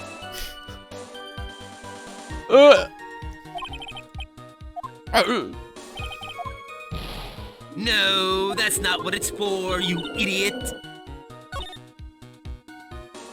It should be here. Please. Hold on. No, I'm sure it's this, but you know. There you go.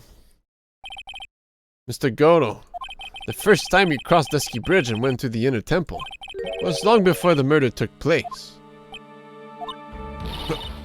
Why do you say that? because he just made one fatal slip-up, just like I did. The hanging scroll in the training hall. Hanging scroll? But Mr. Goto is right. That scroll shows a picture of my mother. Maya, I know you know who it is, but here's something you didn't know. By the time the bridge had been repaired, 2 days after the murder, the hanging scroll in the training hall looked like this. What's that wonderfully delicious smell? The morning after the crime, someone covered it with gravy. Gravy? But why gravy, Nick? Because gravy was much more than a condiment to the culprit. Well, Mr. Goto, if you really hadn't seen the hanging scroll until after the murder, you wouldn't have had any way of knowing that it was Misty Faye. Wait a minute, Nick. Yes? Take another look at the hanging scroll. Look at the top. There's a crest there. Ah, that. It's the mark of the master, correct? Exactly. So if you know the meaning of the mark, you could guess that there was a picture of Misty Faye on there. True, but Mr. Gaw described what was underneath like this. Clad in her stunning Japanese garb, surrounded by the hue and aroma of Western tastes. Oh! Yes, it's possible that he knew what the crest meant. However, could have known that she was wearing Japanese clothing. Mr. Goto, on the day of the murder, you were hiding at the inner temple long before the crime took place.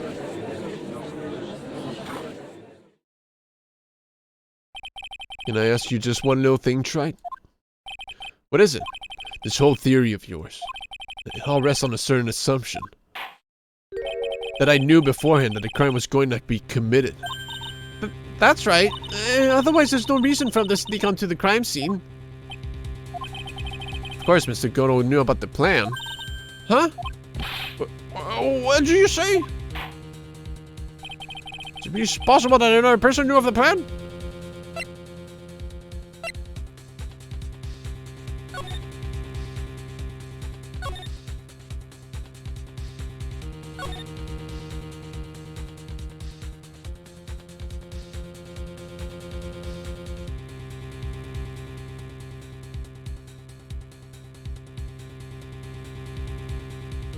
At least knew of it, so I guess Misty knew of it since Pearl's shoulder.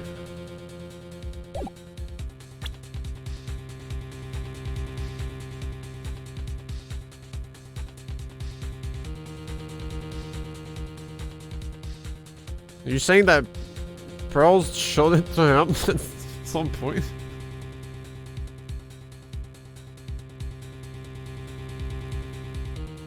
Oh, is it possible that another person knew of it? Oh, yeah. I was thinking not the right way. Yeah, my bad. That's right. At this stage of the game, a mere guess is simply unacceptable.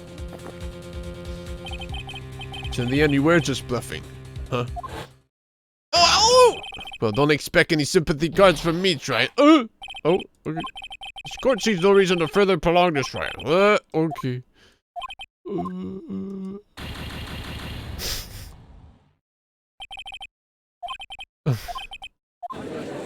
I guess we got desync with the game or something. Hello? That made perfect sense.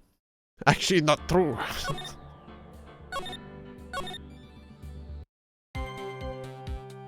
Why dye your hair in Game Over? I think that's just a defendant. It's still Iris being in the defendant poo poo pee pee. Defendant seat.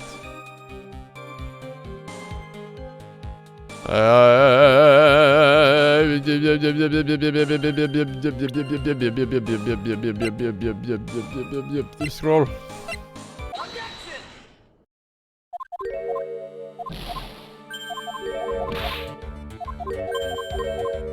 Gravy!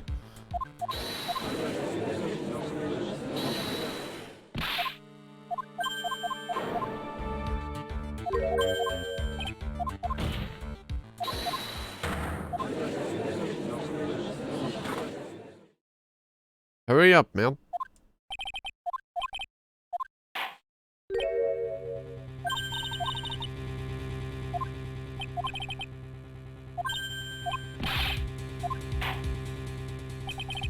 Okay, that's all the conversation we gotta go about this. I mean, is he implied in this? Open once before. So, open once before. We know Misty opened it.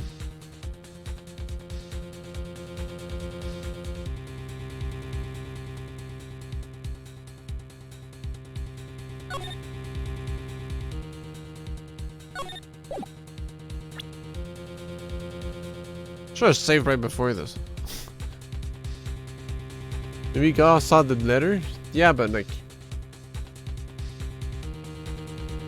Well, right now it's another person. But I'm just trying to think, like... I just show Goto and just work.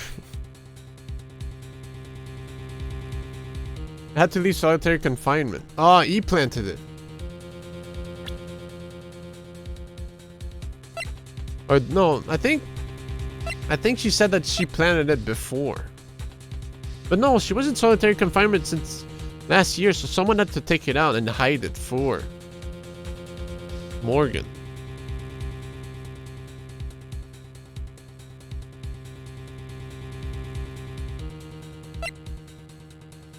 Morgan planted it? Yeah, but it was at the house. She just like, can I go back to the house? Because the plan came to fruition when Dahlia Hawthorne died. She was like, well, if she's dead, I guess you could summon her and...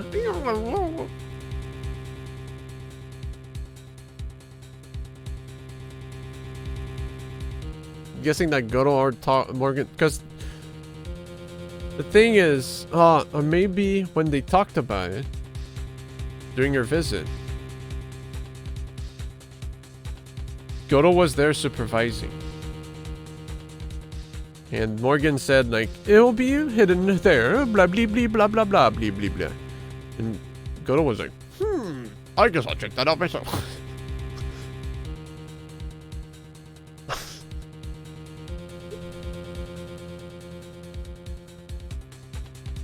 A bit fucky, but you know.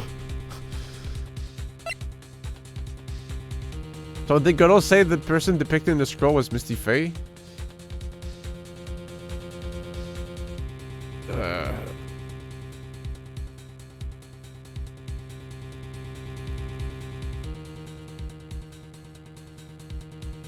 I forget. Just said I'm hot, babe. Anyways, I just get Pearl here if I was in it. Wait, no, yeah. Pearl knew of the plan. Because technically in this point of view, it was never brought up, but...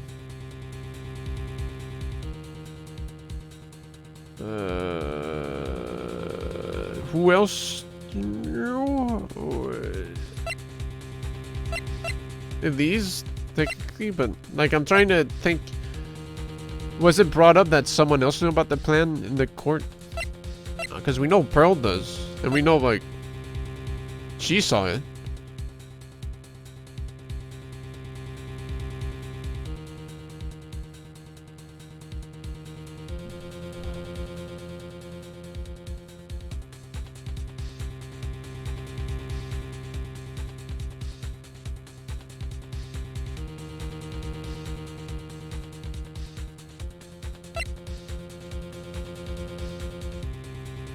Did we say Pearl? I mean, we did this, so that works, so. I'll blow up.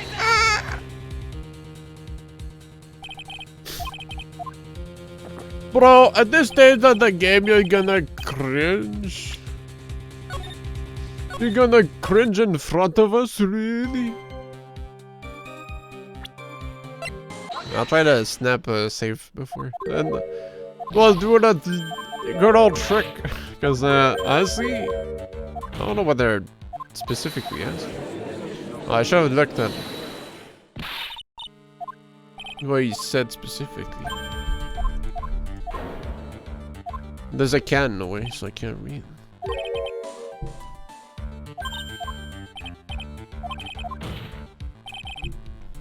I think it was just specifically that he saw the picture beforehand.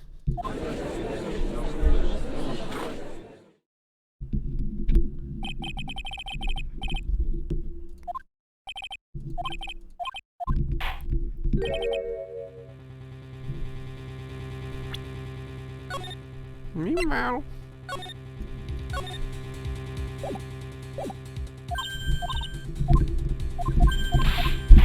Of course you knew.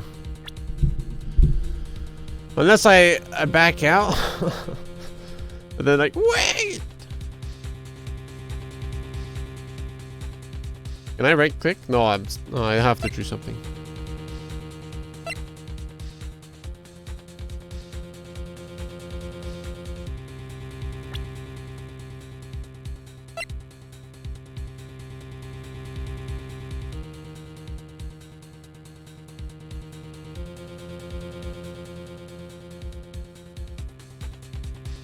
Better maybe?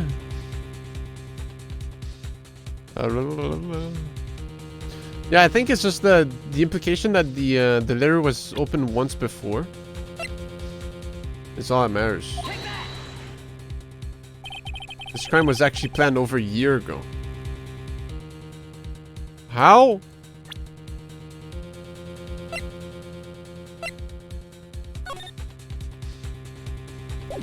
Oh, I forgot about that part. What's this? Oh yeah, they moved together 1 year ago, and she was on death sentence, and yeah, that's how Dahlia knew about the plan all along, because they were like, well, since you're gonna die, why don't we plan something out, you know? I forgot about that part, that she had to be aware as well. This crime was actually planned over a year ago. Morgan Fay authored the plan for her daughter's future. And these instructions were hidden somewhere in Maffei Manor for a year. However, by the time little Pearls found these instructions, they had already been unsealed. Unsealed? So we're just assuming things, though. Yes, the killer had read these instructions long before Pearls ever found them. That's how he knew the crime was to take place at the Inner Temple. And you still insist this crafty killer is me? You bet I do. But you just said that the instructions were hidden. That's right. Mr. God couldn't have known where the instructions were hidden. If you really wanted to know, you had one great chance to find out. Yeah, so what was that? During a visit. A visit? Morgan Fay told her daughter Pearl about where the instructions were hidden. Lily, please, I want to read. Meow. During one of her visits to the detention center, that will be the only time for someone to have learned where they were hidden. Really, that's the answer? Eavesdropping on a visit at the detention center. Yes, could be arranged if you were someone with easy access in and out of there. Like, for example, prosecutors such as Mr. Goto.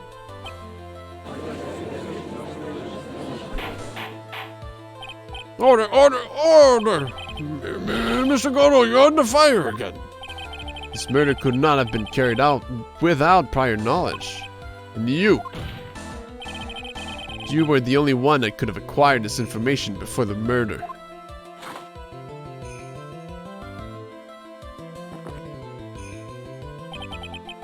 Humans are afraid of the dark, and yet, at the same time, we're fascinated and bewitched by it. Maybe that's why humans drink the darkness that is coffee. So do you think that... I mean, it was to be carried out by Pearl. Do you want to get fucking revenge on Dahlia Hawthorne by killing Pearl? But it just ended up being Misty Fay that... Oh... Did Misty Fay know, and that's why she sacrificed herself to protect Pearl? Or no, well, she wouldn't know about Goto trying to come in to kill. How would anyone know?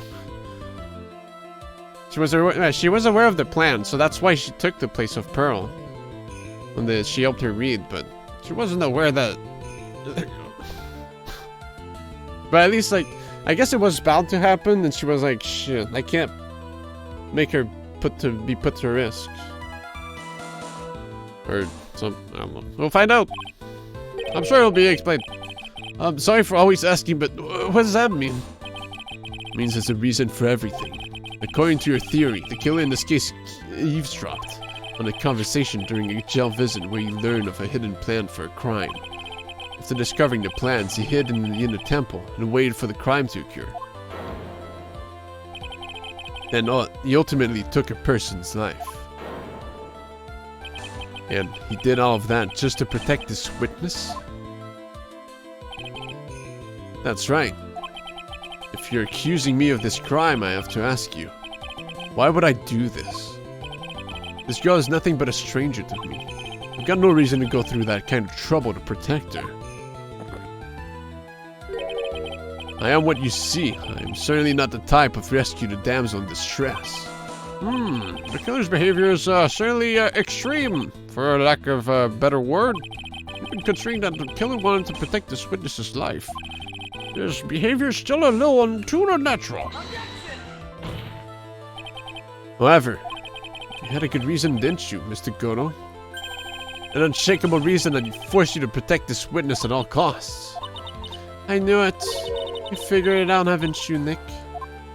Ever since I heard him called Kid and she wasn't bothered by it. Maya, I guess you were doing your best to cover for Goto. For the same reason, huh?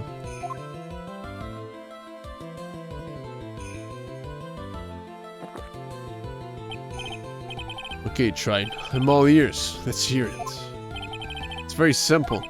Maya Fey is a lot more than just a stranger to you. What's this? There's one person who lies at the very center of this whole story. One person that ties you and Maya Fey together inextricably.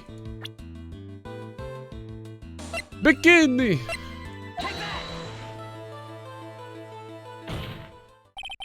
It's a very good reason why Maya Fey's life is so precious to you. After all, she is Mia Fey's only sister. Huh? Mia Fey. You once worked alongside her. That was when you were a defense attorney. Wait a second here. Mr. Goto is a defense attorney? With your honors-piercing intellect, you must have figured it out by now. The real name of this man who calls himself Goto. His real name is Diego Armando. Isn't that right?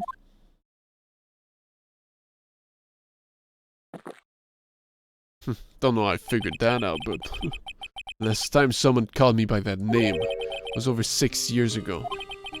Diego Armando, that name rings a bell. Sure, Your Honor. All this is related to a single case. A case in which a convict named Terry Falls killed himself. Mia Fey's first time in court, the tragic outcome left a deep wound in her heart. She knew that behind it all was a heartless, scheming demoness in disguise. But in the end, Mia couldn't tear off that disguise. However, there was one man which reached out to help her. Diego Armando, a senior defense attorney at the office where Mia worked. It's my fault. It's all my fault that Mr. Falls killed himself. Mia, you can't cry yet.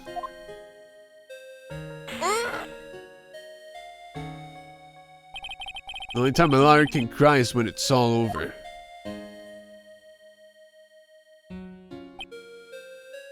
I was moved by her. The way she put all her faith in her clients. That pure, sweet heart of hers. That's why I could never forgive Dahlia Hawthorne. Mia and I thoroughly investigated that fake kidnapping incident. Then one fateful day, Dahlia wanted to meet with me. It had been 6 months since the trial. We met in the courthouse cafeteria. Oh, I just remembered. 6 years ago, right here in this courthouse. You were poisoned. Even I didn't see it coming. Dahlia Hawthorne slipped some poison into my coffee. Some newspaper at the time called it a murder. Very little information about the case was released to the press. And you weren't dead at all. No official reports ever actually called it a murder. I was just in a deep coma. I see. My body shut down and my life became nothing but a long, deep sleep. The moment's poison did a real number on my central nervous system. I lost my sight, and all of my hair turned white due to the damage it caused. Really cool. That's terrible. Apparently it was a miracle that I even ever regained consciousness. 5 years had passed since I drank that poison brew. Then one morning, my eyes flew open from the smell of a doctor's cup of coffee. 5 years? You were asleep for 5 years? The worst possible news was waiting for me. I fucking woke up to coffee. Mia Fey was dead. From the very moment I opened my eyes, I had already lost everything I thought I had. The woman I loved had been murdered. The woman I loathed had been sentenced to death. The woman you loathed? The woman who had spiked my scalding hot coffee. Dahlia Hawthorne.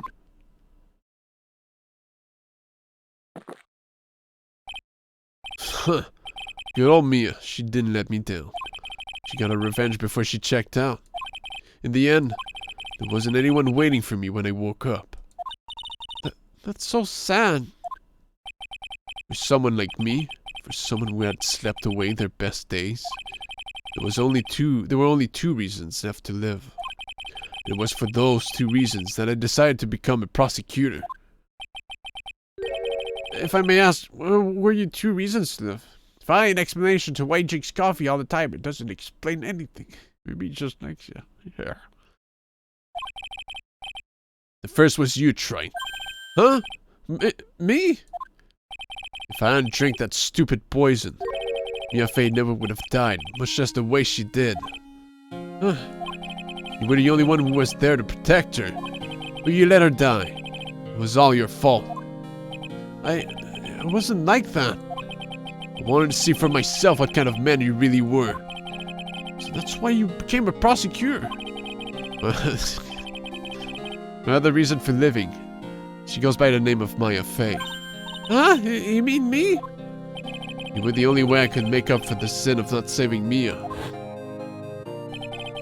1 year ago, when the current village incident was resolved, it was obvious that Morgan Fey was planning something. Whatever her evil plan was, I was determined to stop it. Ah, so that makes sense. Since she was technically trying to get Maya killed in the first place. My role as a prosecutor put me in the perfect position to do something about her.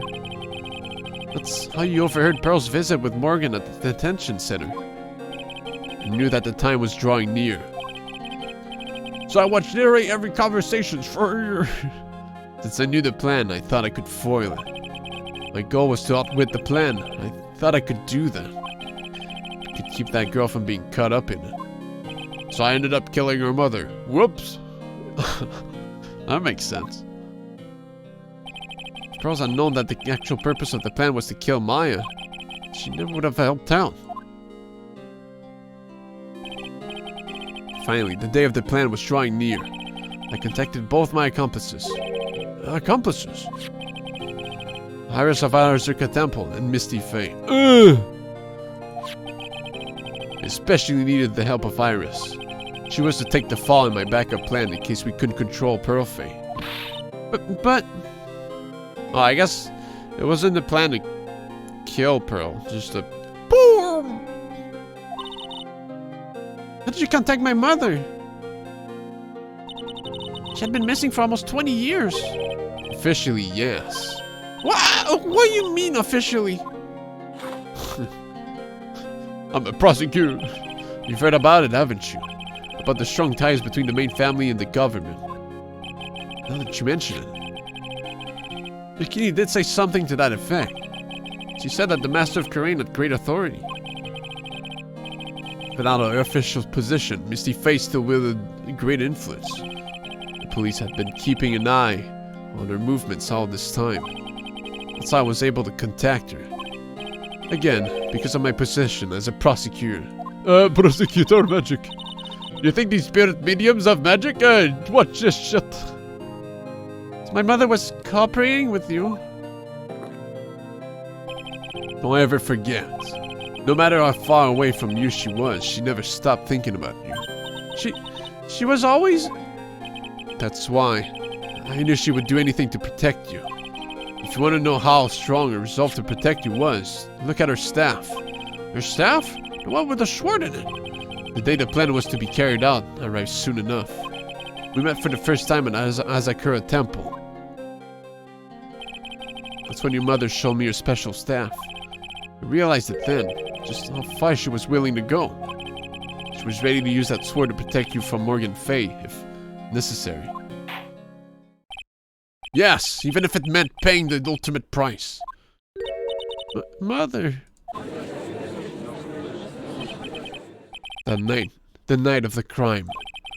There was just one way to stop Morgan's evil plan. You mean pearls, don't you? We had to make sure she didn't channel Adalia Hawthorne. Well, Pearl, what are you going to do tonight? Well, if you like, you can come to my room. Perhaps we can read some books together. But she never showed up, and she knew she was gonna do it. Ugh. We thought we could prevent her from playing her part with Morgan's plan, but she never showed up. She was worried and followed me to the inner temple. That was the thing we were most afraid of. And that's why Misty Faye had to do the channeling herself. She channeled Dahlia Hawthorne into her own body. What do you mean? She channeled the spirit first. And Pearl wouldn't be able to do it herself. Huh? As Master Kareem, Misty Faye's power was supreme. So that's how it went down. She channeled Dahlia Hawthorne so that Pearl Faye wouldn't be able to.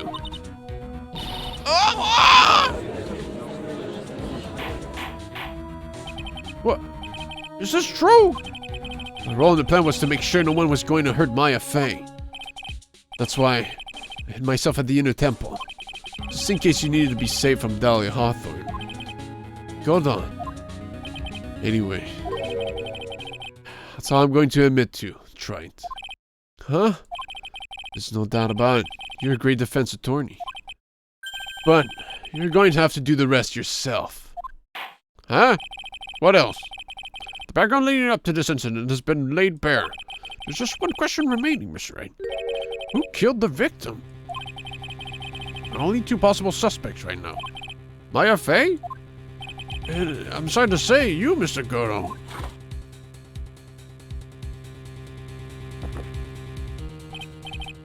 Well, Trite, if you're the real deal, then finish this thing once and for all. Show us beyond a shadow of a doubt that you can finish this on your own.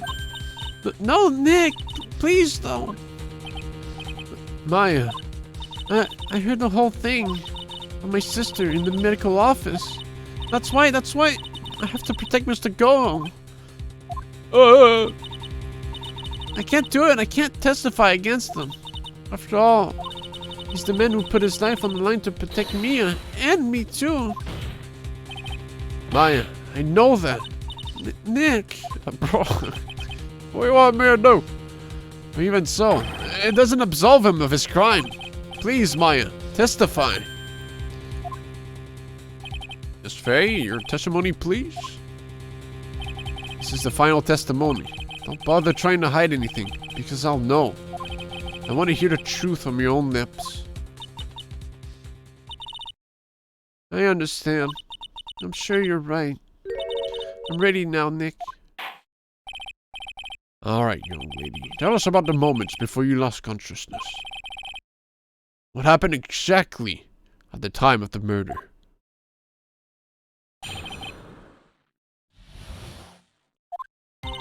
Just before it happened, I think I saw some red lights. 3 of them. I thought I'd ask for help, but just then I was splattered with blood. She wasn't dead though, and she struck back at the enemy behind her. Suddenly, the red lights went out and the whole area was dark. Just at that moment, there was a horrible scream. Right after that, Dahlia collapsed and I lost consciousness. These red lights, I thought you said you don't remember seeing them. I'm sorry. I thought I saw them. But then they disappeared all of a sudden. Things break, Wright. Even the best of theories. Huh?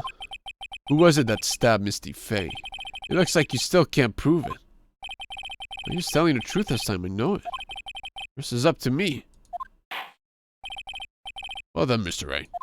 Proceed with your final cross-examination of the witness. Huh?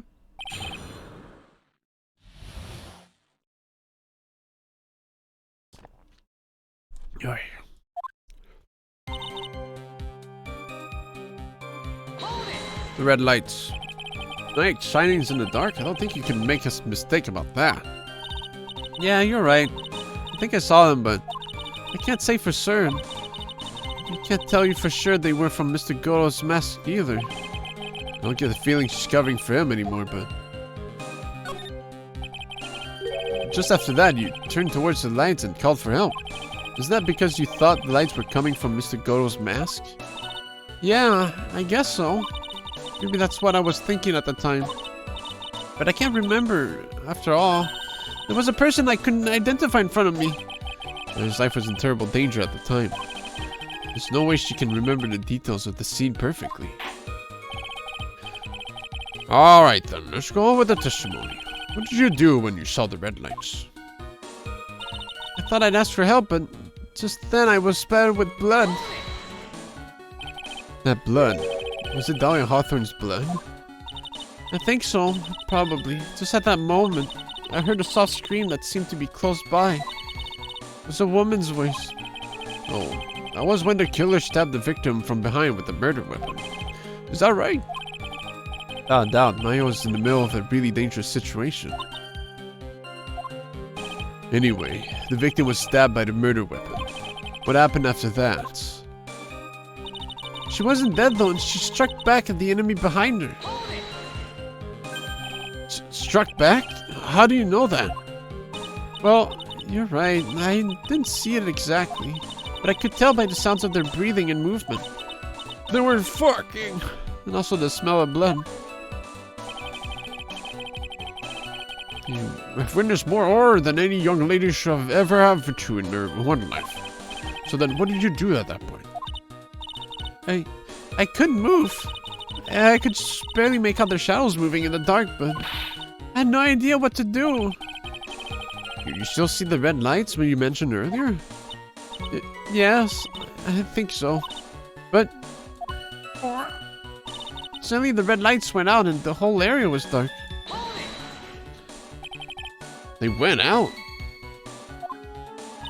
Yeah, suddenly I couldn't see them at all. What could it mean? The red lights were coming from Goro's mask, and they went out right in the middle of a fight. Maybe the mask was damaged. Maybe it was knocked off. Maybe the batteries ran out, right? Maybe those little red pinhead-looking lights just stopped working. What could have really happened then? Just at that moment, there was a horrible scream. What do you mean by just at that moment? You mean the moment when the red lights went out? Yes, that's right. The scream that you heard then, was it Dahlia Hawthorne? I don't think so. I'm pretty sure it was a man's voice. What? So then that scream came from the killer? It's got to be it. I think Dahlia Hawthorne must have taken the blade and attacked the killer with it. And the killer let out a scream of pain, huh? After that, the killer stole the blade back and delivered the final blow, I guess.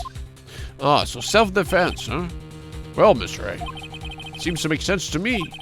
Sounds like a reasonable deduction, but I still kind of wonder. That sounds about right. No, I'm sorry to say this. That interpretation would create an enormous contradiction. That makes sense. After all, my deductions are almost certainly never correct. Remember the testimony she just gave before the killer let out a scream. Maya said she had already been splattered by the victim's blood. In other words, the blade and the staff had already been plunged into the victim. Oh! Is that right? She couldn't have struck back with the sword that was already stuck in her body. The weapon that caused the killer to let out a scream must have been something other than the staff. If you're so sure about that, then don't keep us waiting any longer, Wright. There's only one thing I can think of. Oh. But wait, if she got knocked on the noggin, because I'm thinking like, maybe Dahlia didn't know about the staff, so she didn't grab it while going towards Maya, and she just took a knife. So why would she, was the bonking a lie? Because that means like, but no, Goto was hiding there with the staff. Or maybe she gave this, no, we'll figure it out. There's only one thing I can think of. That could have been used as the weapon here. The weapon had coffee on it. Dahlia Hawthorne had already been stabbed in the back by the staff. What could she have used to strike back at the killer?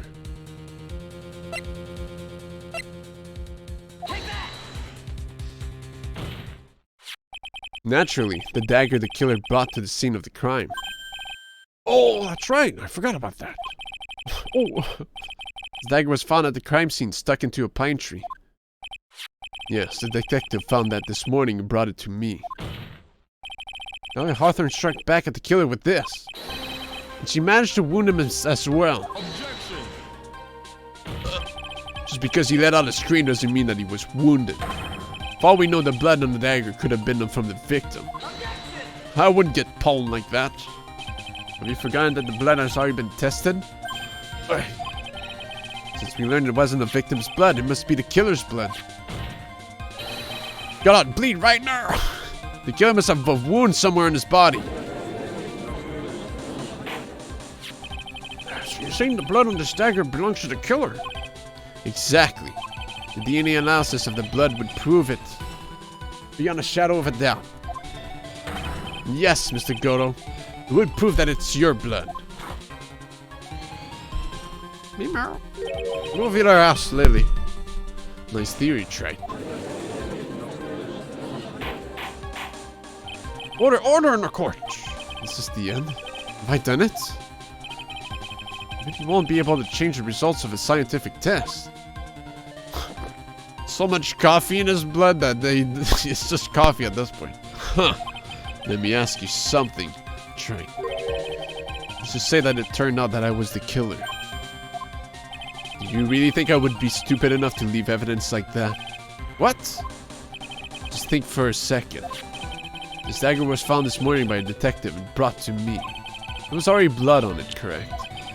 But even so, I was the one who brought this dagger here to the courtroom. Yes, what does that prove? Well, if I really were the killer, I could have washed the blade off and then planted another person's blood on it. It can't be. In any case, there's one thing I can guarantee, Wright. That blood, it doesn't belong to me. Not a chance. What?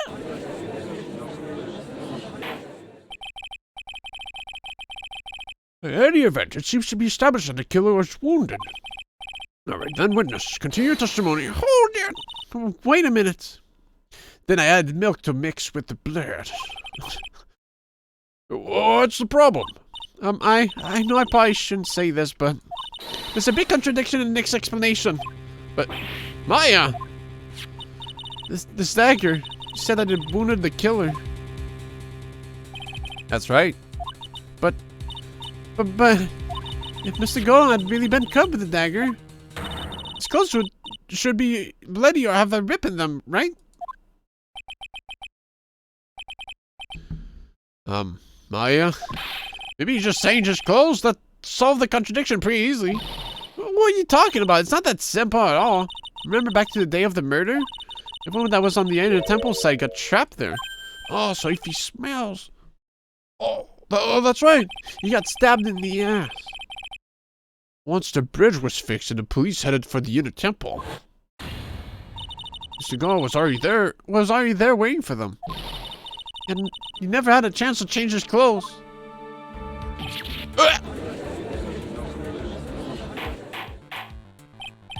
Order in the court. What the witness says is true. Well, maybe he brought a change of clothes with him. But no one could have predicted the lightning strike that shut down the bridge. Why would anyone have brought a change of clothes? Damn, Judge being for once. I'm sorry, Judge. I didn't mean to be so mean to you. Did Judge take smart pills during the last recess? Well then, maybe the killer took off his clothes before he committed the murder. He's just walking around naked. That way he wouldn't get any blood on them. Objection. That's impossible, Trent. It's fucking cold. You know how cold it gets up there late at night. I don't want my testes to go inside myself. After a few minutes with no clothes on, you'd be frozen solid. Ah!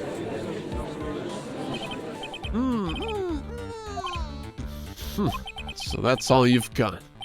I knew you weren't tough enough to finish this. Right now, if Mia Fey were here, she would have closed the book on this case already. If Mia Fey were here. So come on, Trite, can you do it or not? How about it, Mr. Wright? You accuse Mr. God of being the killer, but can you prove it? Have you got even one piece of evidence? The question isn't whether I can prove it or not. The fact is, I have to prove it. That's the only choice I have. It's not that it's one of the rules of being a lawyer.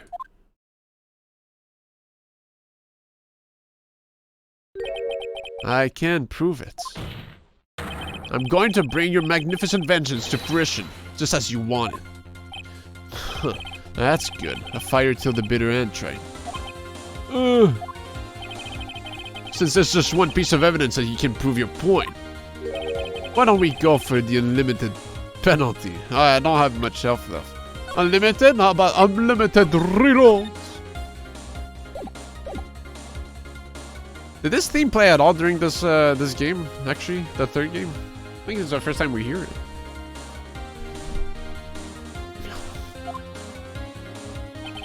Are you trying to pressure me, Mr. Goto? Because it doesn't matter to me. Get the one piece of evidence I need. Give me a break, you've got nothing, Shrine. What do I do at a time like this? It's simple. I've got to think outside the box and approach this from a different angle. Alright then, Mr. Wright. Let's hear what you've got. There's one thing I've demonstrated in the previous cross-examination. It's simple, I just guessed. The killer was wounded. That was proven by the blood on the dagger. But we decided it was impossible for him to have hidden such a wound. If he had been cut by a dagger, then there should have been a bloodstain on his clothing. There's one place the killer could have hidden this wound. What did you say? Hidden? Shit. This is it. My last stand. I need to think about this from a different angle. I don't need to think about why there was no bloodstains on his clothing. I need to show how he hid the wound. The end of the line, the final stop, Trite. Let's hear what you've got. Oh man, if only it was so... it could have been more obvious.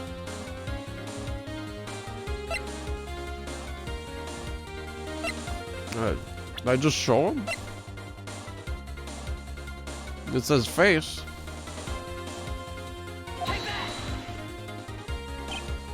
Huh, I don't know what you're talking about. And frankly, I don't need to know. What do I know is that you'll never be half the lawyer she was. Isn't that right, Trine? What was that just now? Why am I hearing Godot's thoughts? Mia? It can't be. You're living on through him? Even as we speak, you're still hiding the wound.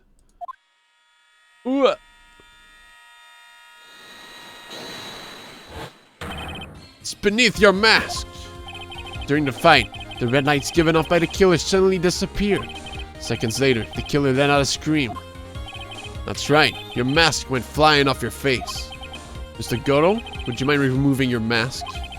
If you have a dagger wound under there somewhere, then I'd say this whole case is solved. A ghost!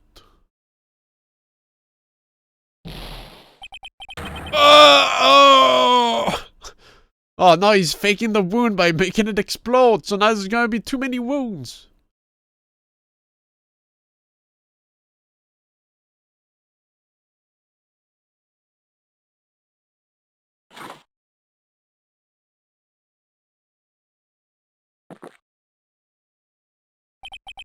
Why would you make a visual aid that could explode?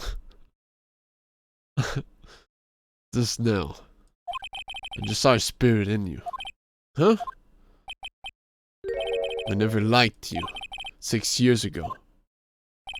You helped the woman who put me to sleep by hiding her ball of poison. And then, while I was sleeping, you let Mia die. But you didn't care. You just kept living your pathetic happy-go-lucky life. You even had the nerve to follow in her footsteps as a lawyer. I could never forgive you. That's what I thought. It's the goal. But I was wrong about you. I knew it from the very beginning. The truth is, the only person I could never find it in my heart to forgive was me. Yourself? I was the one that failed to protect Mia. But Mia, no one else. I tried to avert my eyes from the truth, to escape from the harshness of reality. I just couldn't face Mia's death head on, so I ran. I hid behind a mask. I threw away my true name. I couldn't even deal with the defense attorney anymore, so I quit. But you saved Maya. Yeah, that was my plan. Up until just now, anyway. What do you mean? Are you listening, Maya? If I'd really wanted to save you, then there's one person that I should have gone and talked to right away. Who would that be? Are you talking about Nick? But I didn't do it. I tried to get the help of Iris and your mother. But I closed my eyes to the most important man involved. Do you know why? The real reason. No, why? I suppose I wasn't really interested in saving you at all. Huh? I think I was just trying to salvage what's left of my own broken soul. I was trying to make up for the fact that I couldn't save Mia. Nothing more. That's why I let you walk right into a situation that I knew was dangerous. Forgive me. Yeah, because he said like, yo, yo, someone's trying to kill Maya. Oh, okay. Forgive me. Then he went, Who tried to follow that prayer? you're wrong. Literally could have told anyone. You put your life on the line to save Maya. Was it really for Maya's sake? Even I'm not really sure. What do you mean by that? That night, in the darkness of the garden, when I saw her silhouette. Cool. Part of me must have known the truth. Told Pearl, problem solved. Told Maya, problem solved. The truth that it wasn't really Dahlia Hawthorne standing there in front of me. Huh? His fingerprints on the staff. Could have been Misty Faye, or even that little girl. True. Whatever he would have done, it would have hurt Maya, so in the end. He didn't do the best course. Could have just like, done a fucking suplex instead. But I still picked up the blade. It was like I was dreaming.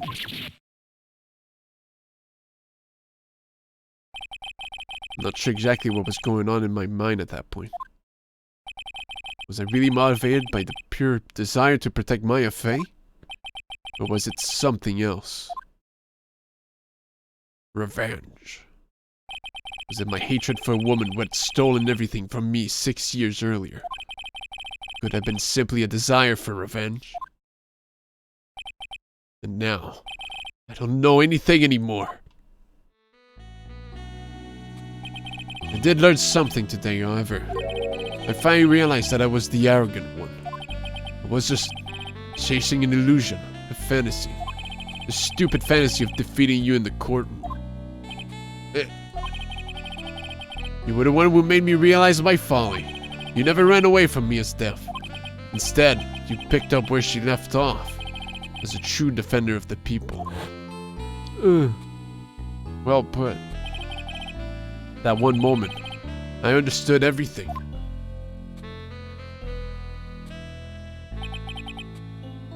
Mr. Gono.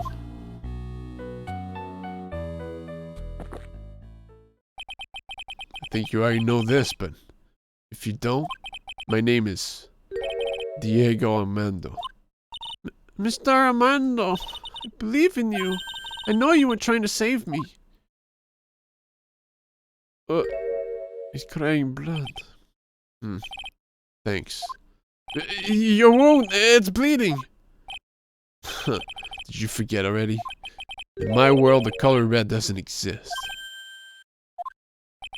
These must be my tears. Tears?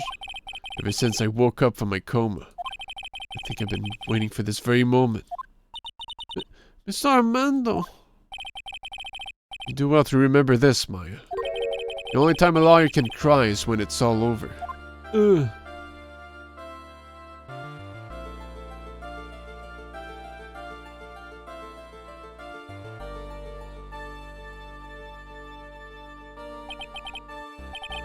This time, really is all over, isn't it? Defendant? Yes, Your Honor. Although you weren't directly involved in the murder, tampering with the body and the crime scene is a serious offense in itself. I understand, Your Honor. Mr. Armando explained that to me very carefully. I knew the risk and I willingly cooperated anyway. Very well. Before I hand on my verdict, is there anything you'd like to say? Well, there's one thing. I'd like to say something to Mr. Wright. Huh? I want to apologize to you.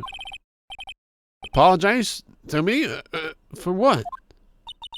For the case 5 years ago, of course.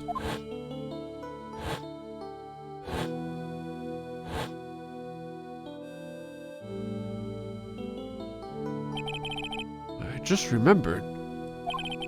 Weren't you poisoned by your own lover? Not exactly, but yeah, something like that. Even now, 5 years later, I can hardly believe it. She was going to do it. She was planning to kill me. It's not all that surprising. The two of you hardly knew each other. Huh? What do you mean?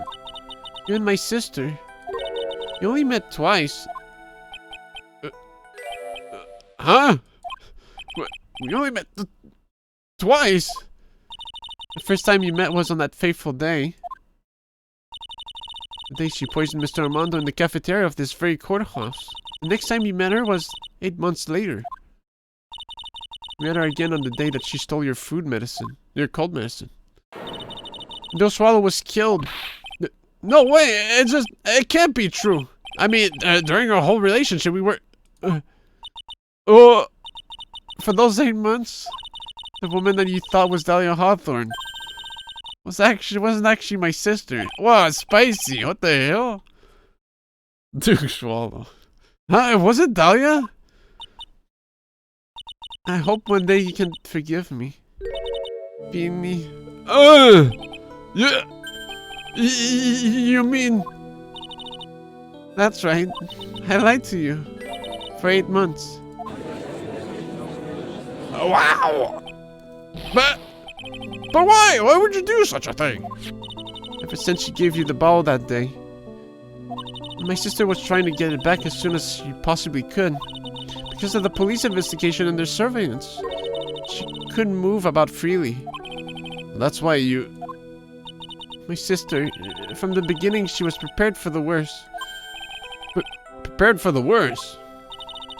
She thought that you might somehow discover the truth. That's why she was always ready to deal with you at a moment's notice. I mean, she was ready to kill me, don't you? Sure, I had so much to answer for. I didn't want any more sins on her soul. I begged her not to do it, and she agreed to give me a chance. And that's why you came to me? You came to get the bottle pendant back from me in their place. But I couldn't get you to give it back. I felt that something even as simple as that. Even 8 months passed and I still couldn't get it back from you. Finally, my sister couldn't wait any longer. She didn't consult me about her plans for you that day. It was the first time that ever happened. Also, that's... That was a bit strange, wasn't it? Up until that day, you two were partners in crime and she would confer with you. I think she must have noticed. Noticed what? My feelings for you. If I'd found out she was planning to kill you, I would have done whatever was necessary to stop her. Even if it meant her life. Or mine. Iris! Spending those 8 months by your side, my feelings towards you, they changed. I have a girlfriend? I have something to say to you too. Yes? Fuck off! You really are the person I always thought you were. Even after Dahlia Hawthorne was found guilty, I still believed in you. A bit late. Thank you. I shipped them. That's it. I'm making fan art. How many cups of darkness have I drank over the years? Even I don't know. I'll tell you though. Right now, this one here is the greatest cup I think I've ever had. Don't you think so, Phoenix Wright? Yeah. What is that mouth? It's like slanted. Yeah, I think you're right. The purpose of this trial is to rule the murder of the victim, at least only. At some point I expect you will be tried for your role as an accomplice in this case. I understand, Your Honor. Very well. On the charge of murder, I hereby find the defendant. I was kind of hoping the judge also had the cup of coffee. And you see his arm like, yes, I agree. Court is now adjourned.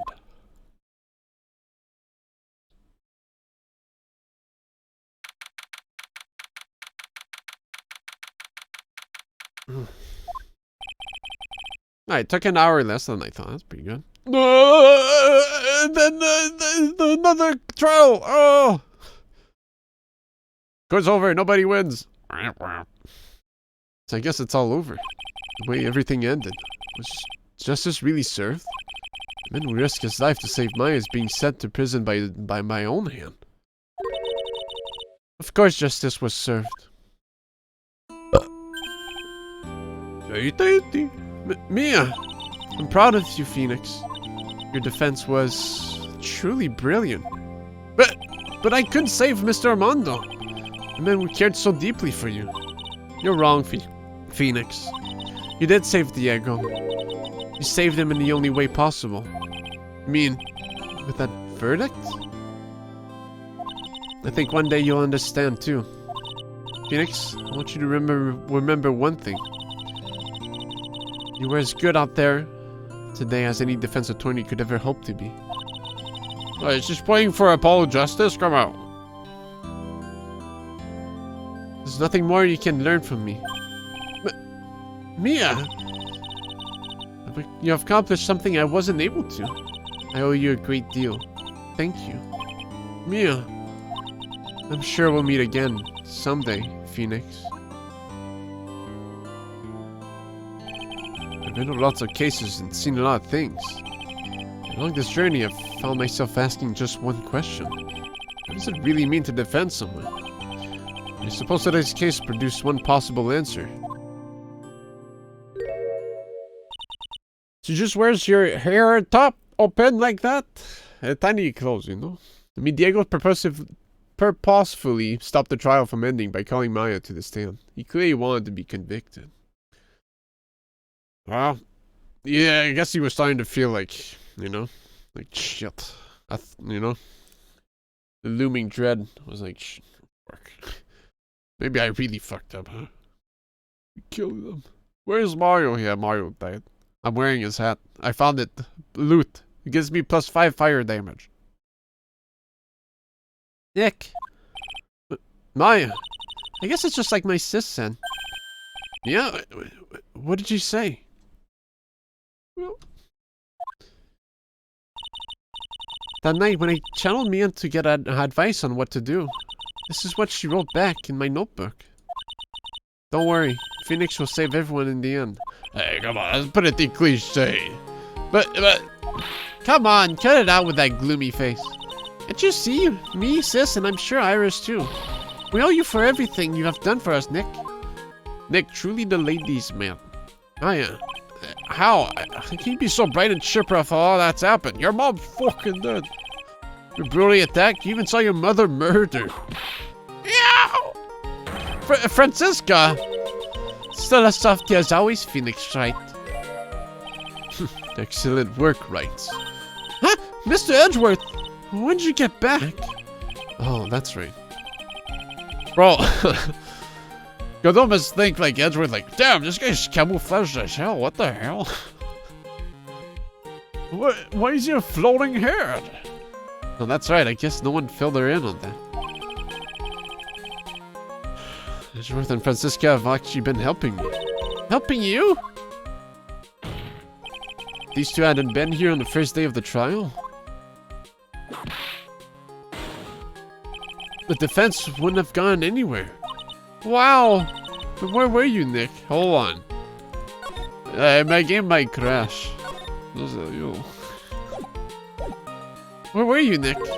I heard he fell into a river and caught a nasty cold, which forced him to sleep all day. Yes, he laid in bed shivering from his fever, with Iris's hood pulled over his head. Talk about embarrassing, Nick. You definitely need some more training. Anyway, thank you, Mr. Edgeworth. I fell off a cliff.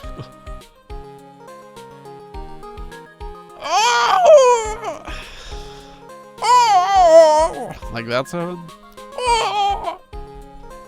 Anyway, thank you, Mr. Edgeworth. And you too, Francisca. I don't suppose. Who? Oh. Fell from a death drop where no one else ever got found from, and walked away with only a cold for a day. Yeah. He was like found in like barely like in 8 hours, because that was like over a night, right?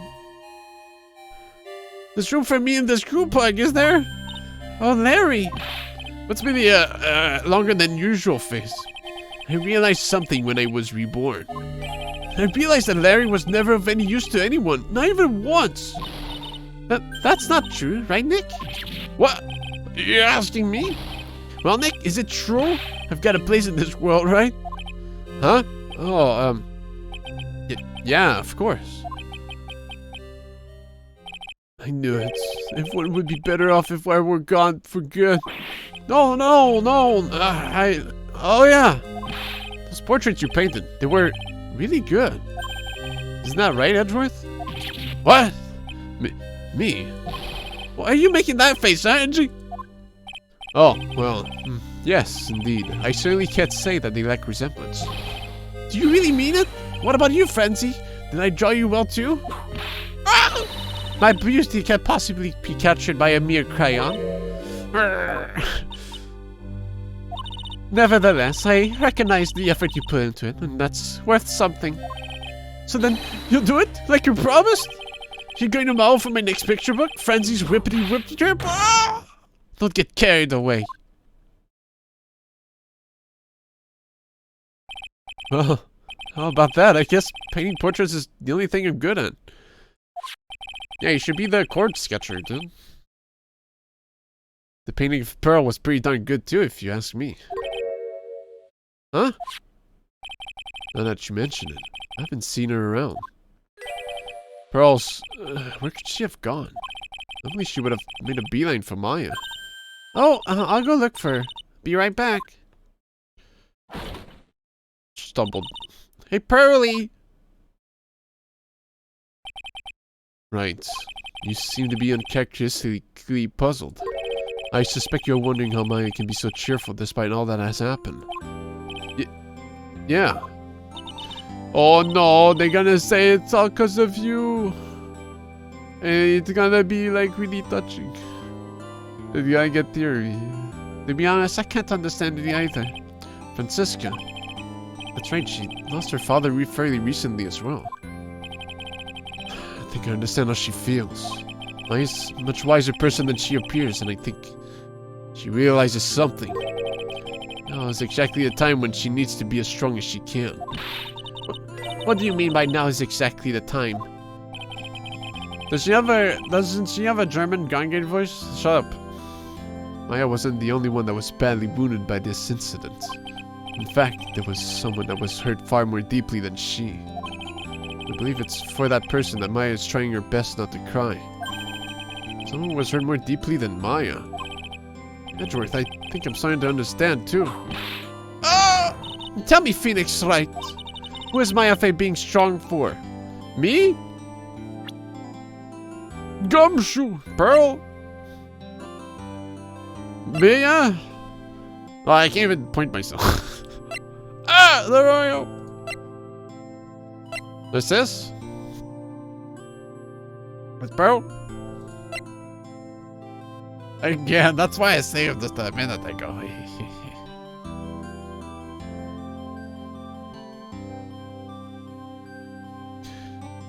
Yeah, I guess, Pearl did lose all her family, kind of, so just want to show that you don't need, Doug, they got each other.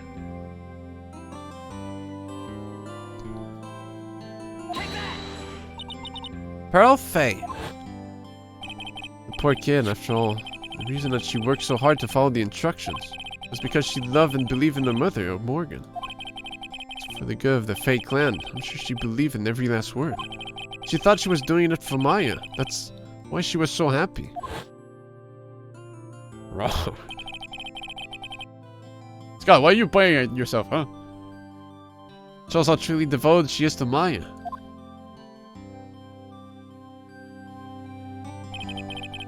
It's a cruel irony that it was her exuberance that led to this tragedy.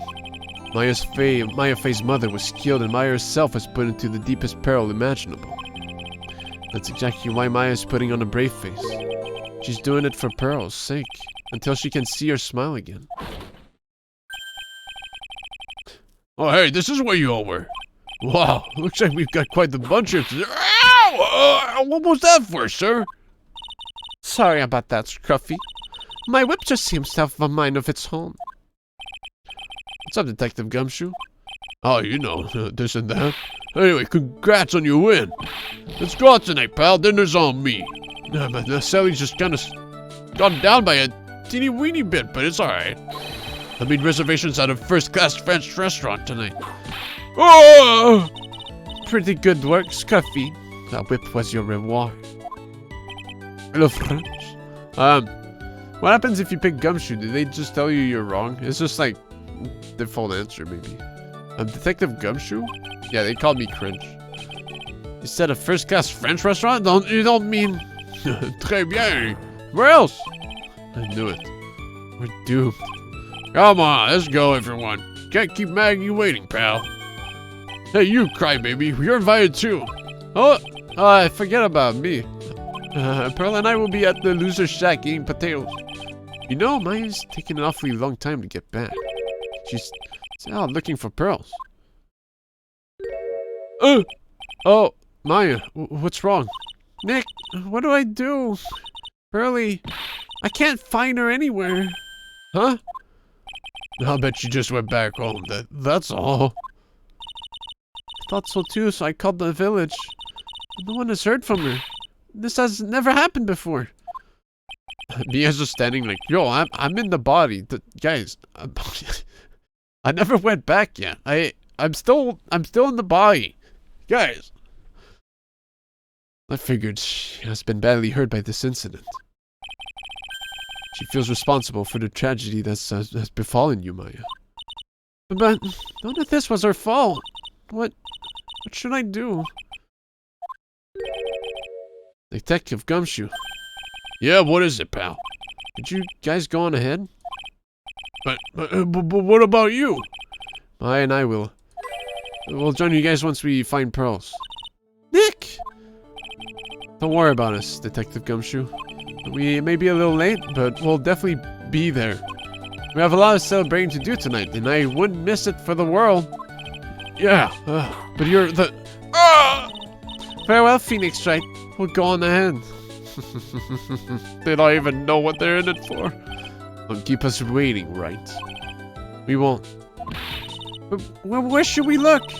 Where could Pearly have gone? Let's go, Maya. There's only one place I can think of that pearls might have gone to.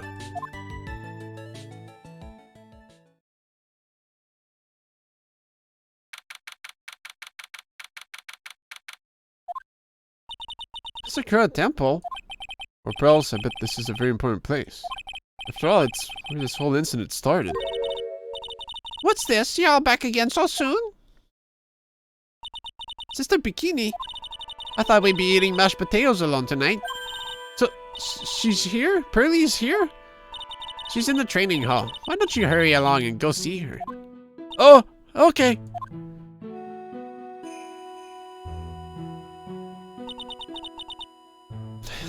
Yeah, crazy 7. Pearly's not here. Ah! Maya! The hanging scroll. Huh? Someone clean it off.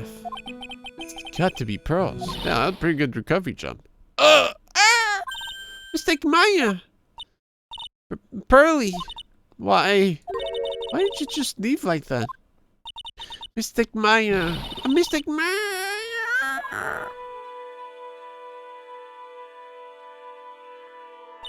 I swore that I would never trouble the two of you ever again. Because it's all my fault that Mystic Maya's mother. That's why you came here? It's the least I could do to pray for your happiness. You don't have to do that, Pearly. It wasn't your fault. You didn't do anything wrong. Of course I'm sad that my mother is gone. But why do I say this? I'm still happy. You don't have to lie to make me feel better. No, really, it's true. The only reason I'm still here at all is thanks to everyone who was there for me. My sis, my mother, Mr. Armando, Nick, and you. If even one of you weren't there, I'm sure I wouldn't still be alive right now. That's why I have to be strong. All the people that were there for me when I needed them. That's all I can really do. Mystic Maya! I'm impressed. You truly are the daughter of Mystic Misty. Sister Bikini! Your mother, Mystic Misty, was a strong woman indeed. I want to tell you what she said to me that night. After dishonoring the good name of Corinne, I don't have the right to face my daughter. But still, Maya has always been in my thoughts. It's true, she'll always be with me, until the day I die. Your spirit was with her. That's why your mother was so strong. Even at the end, I'm sure she had no regrets. Yeah, well, if she was so strong, why couldn't she contain Dahlia, huh? She'll always be with me until the day I die, huh? Huh? There's a rule or something all masters are to follow, isn't there? You never take the charm off until the day you die. That's the master's talisman. The thing that Misty kept by her heart would never take off. It wasn't the container that was important. Rather, it was the contents. Ugh. That's... a photo? Mother. No. It's only natural for living creatures to fight to protect their own lives. But what makes us human is that we fight for others. But who do you fight for? How hard must you fight? That's a true measure of what human life is worth.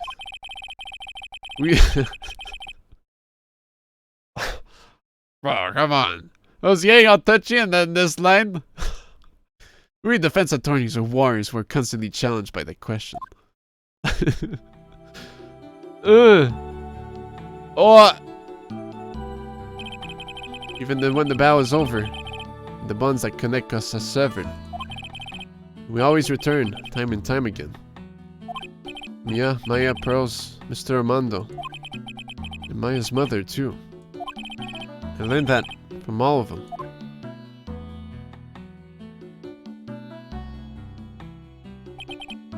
Well, shall we get going? Everyone is waiting. Ah! This is a day to remember. A day when a lot of things were finally put to rest. I think we should celebrate what we've overcome today. But I still can't. Oh, go on, sweetie. You can come back for training anytime. Okay. Alright, I'm going to make the brand new start too. Sister Bikini, I'll be back for more training. I promise. I know, I won't go easy on you just because you're the future master. I'll make sure to prepare reservations for 3 for when you come back. Alright. We're going to have a great feast today, Pearly. You know why? Because training is a battle of entrance. Okay, Mystic Maya. I'll eat lots and lots of food today. You know, there's one thing I don't get and probably don't want to, but... What is it, Nick? Reservations for training is fine and all. But why for 3? Come on, what do you think? You're one of us, Nick. Next time you can train right alongside us. Huh? I'll be waiting for you. Sister Bikini will take special care of you. Huh? Huh? It'll be great, Nick. We're going to do the special course naturally. That's a great idea. After all, Mr. Nick, you'd do anything for Mystic Maya, wouldn't you? Even walk on hot coals, right? We'll have a nice big meal before we come next time. Right, Nick? Yeah. No? I was wondering if I could say just one little thing. Sure, of course you can. Oh, I love this part. I can't wait to hear it. I'm getting goosebumps too. He's gonna say it. Well then, here goes nothing. Objection! Yo, fucker!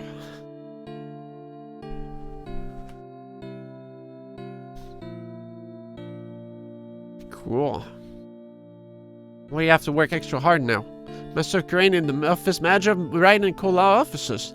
I have to be a good big sister to Pearly and Nick too. Well, as long as I'm not locked up or captured or something like that. Killer credits theme. Oh shit, Caleb is still here. Still alive. And thus the Ace Attorney series ended forever. True. So it's true, Mr. Nick really is Mystic Maya's knight in shining armor. He went through with the special course and all the way to the end. Actually, I heard there's a legendary extra special ultra course here too. I think I'll surprise the two of them by making them a secret reservation. Oh, please.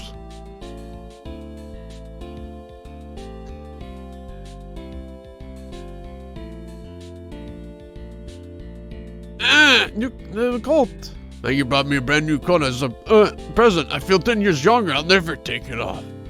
Yes, but somehow you just don't seem the same. I guess a dirty, shabby old overcoat is just more detective-like, sir. Don't worry about it. In the name of love, a man will soil himself silly.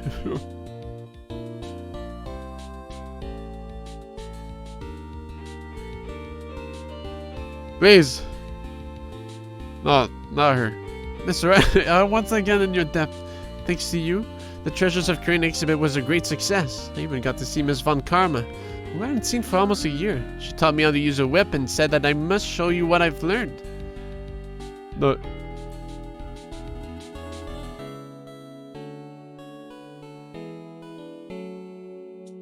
Run. This year I started a company called Mass Consulting. Oh. We're dedicated to stopping the evil plans of... Oh, Morris, cut it out, please. Pretty cute, huh? Well, we also sell plans to the criminals as a side, kind of side business. I wonder if that's okay. Sometimes I think maybe we're the worst criminals. Just one last glimpse, that's all I needed.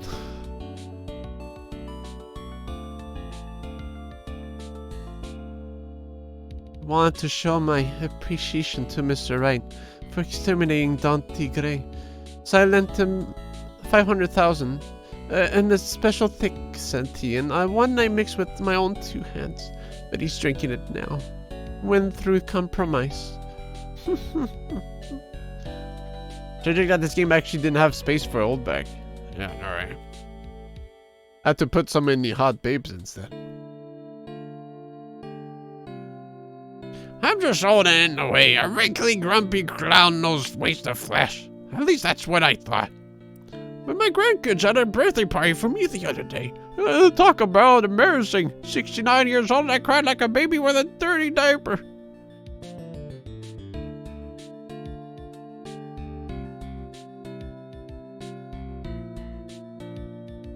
As usual, we have an abundance of work to do.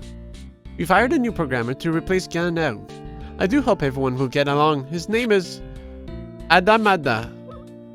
As soon as I heard his name, I knew our brain circuits would align perfectly.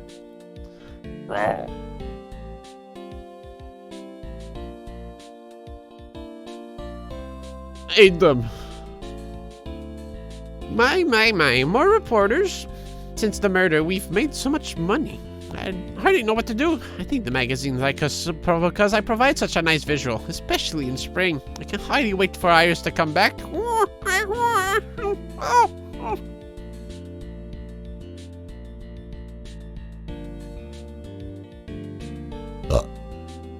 Iris will be bile hardened by her time in jail.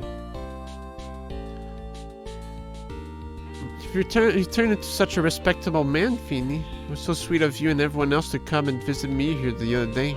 Of course, I was happy that you constantly had your eyes on me, but I felt kind of bad when the little one slapped you so hard and you got a nosebleed.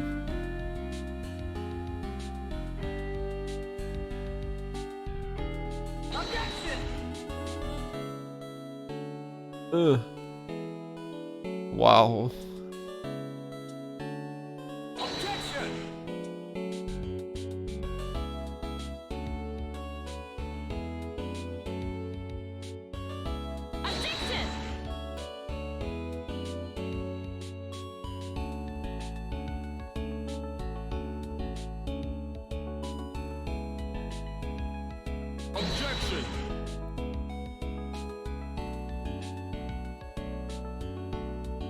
Did they do these voice credits at the other game?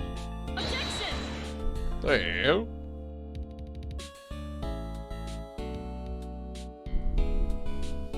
Objection!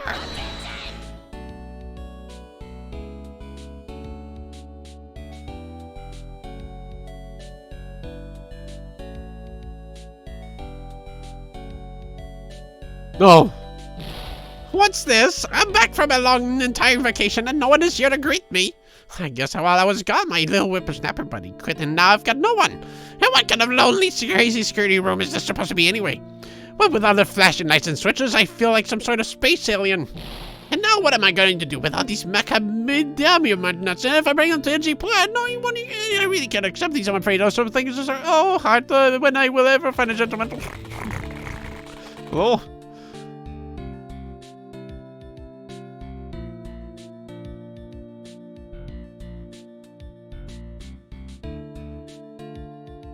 I finally found something I love to do.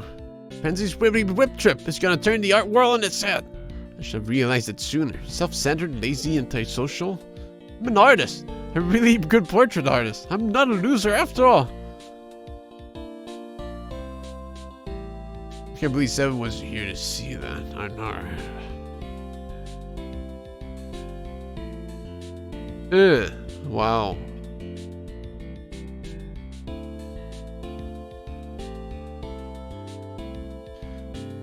Damn, he made Francisca very saucy. Wow.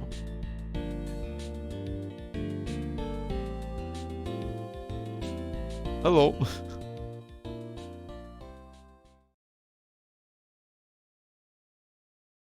Cool. That was a pretty good final case. Yeah, I like how, well, I mean, they definitely wrote in Dahlia Hawthorne in this game, but it was kind of cool how, like, there was recurring factors to the whole case, and it felt like a whole big old thing together. Even though, you know, they just made up new characters and new stories, but that was pretty cool. They made you like, you know, I had a lot of moment this game. Pretty cool. Pretty fun. Definitely, I enjoyed it more than the second game.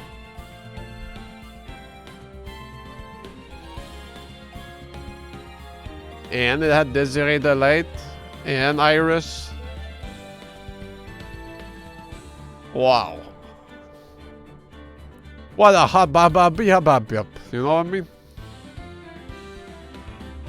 Perfect ending to the trilogy. Yeah, I can't believe Phoenix Wright becomes a murderer afterwards.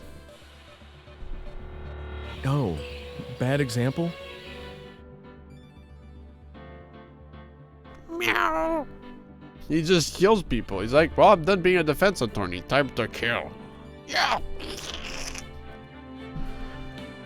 Yeah. Where'd he go?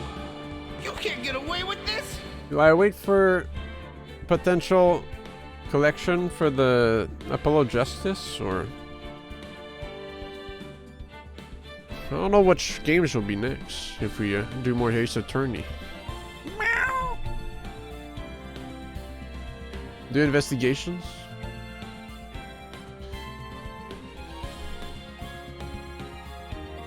Is it better to do investigations before Apollo Justice, or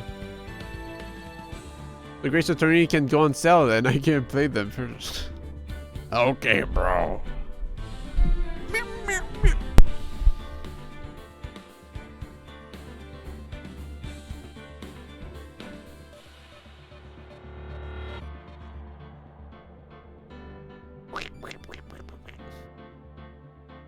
Thank God we didn't stop at 6 a.m.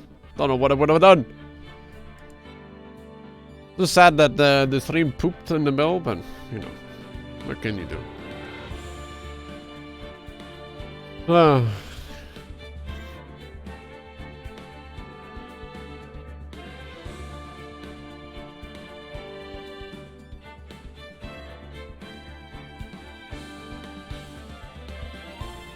Cool.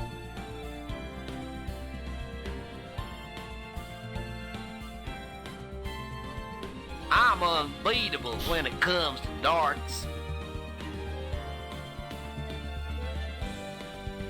6 a.m. here. Fuck. I didn't consider DVRing. Oh.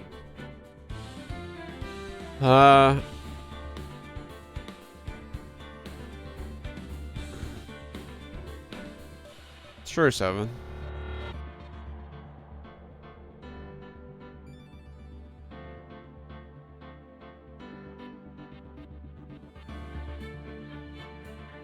Cool. Can't believe Phoenix is out of a job now. This is kind of weird, you know? He's like such a popular character. And then he has 3 games? He's not DMC anymore? What the hell? Why couldn't they milk him out? But they had to switch characters. You crazy? No burnout protagonist. Fuck it. 7th up. When's Yakuza?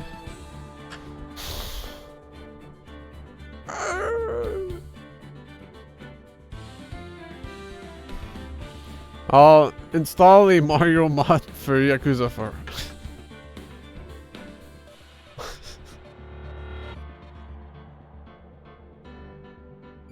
Officer, walk around for 10 hours. Well, we'll definitely have to think about that once June comes, because everyone's favorite month is here now. Mario! I gotta change my avatar. Shit. All night to that. And I want to do another summer gauntlet. Oh! No, I think I'll find myself a cute girlfriend and disappear from the internet. Impossible challenge. Maybe you could try to get people on the Discord to do Gauntlet this time. What? See, this is why I say scrap Mario. What?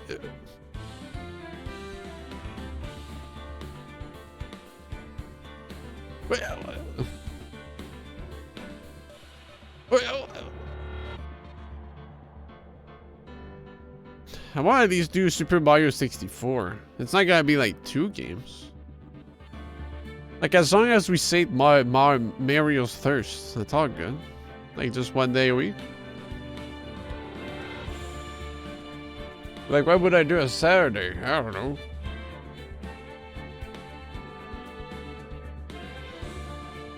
So many answers were given. I don't know.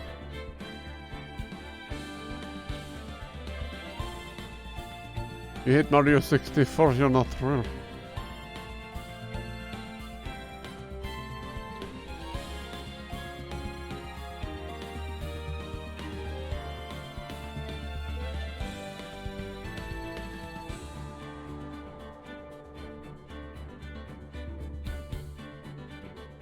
Maybe there's not, I don't know.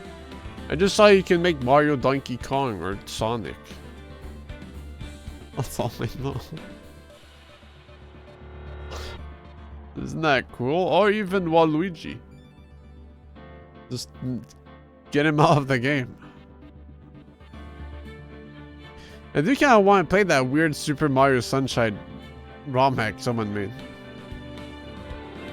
It looks weird. It'd be fun. It'd be funny. Wait, 2 hours long.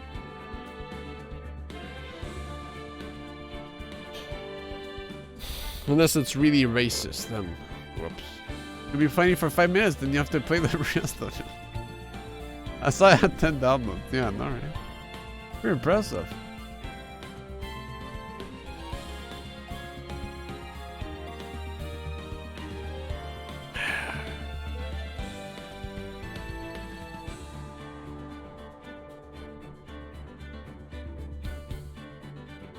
What do I do next Saturday? I can do Mario 64 DS on Friday, but then what? How rusty is your 3D Mario platforming? Why? It's shit. But it's not 64. It's 64 DS, bro. It's different.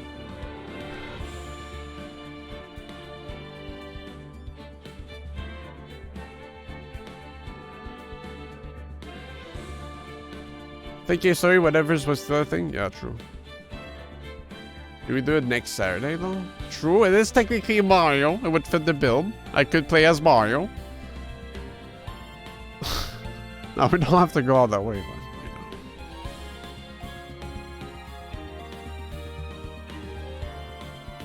But I'm just wondering, like, do I start like Yakuza 4 now, or do I do Flower Sun Rain? Or...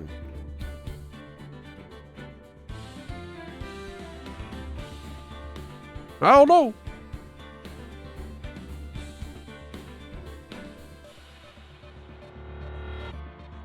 May of Story. Some lovely people translated the FSR guidebook, so now you need 3 windows open to fully experience it. Wow. Why would I when I can just ask Caleb? He's the master of that game.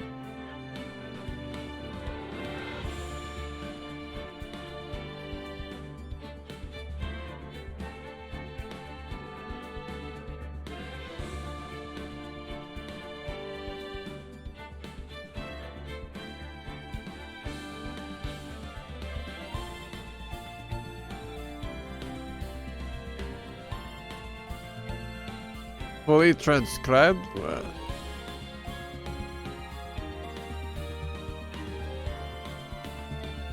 Anyways, I'll figure it out what I want to do. I probably won't. Then I'll just find some lazy countermeasure. It's 5 a.m. Yeah, you know, when it's 5 a.m., you need to stop. Where'd he go? You can't get away with this.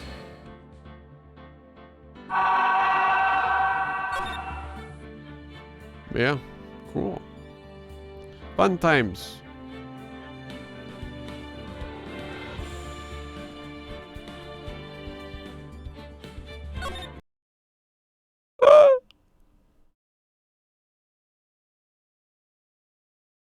Present Max's profile to Maya. This is for all episode 3. I fucked up. I didn't get the achievement. John's friend's language course. Learn all of Armstrong's fancy foreign words. What?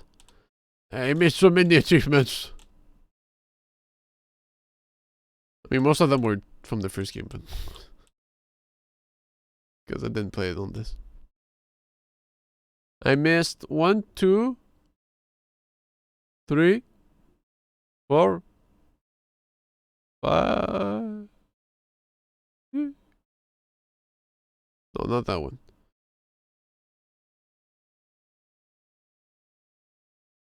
6. There's 2 related to beating all of them. No step ladder achievable? Yeah, I know, right? Enough to speedrun the...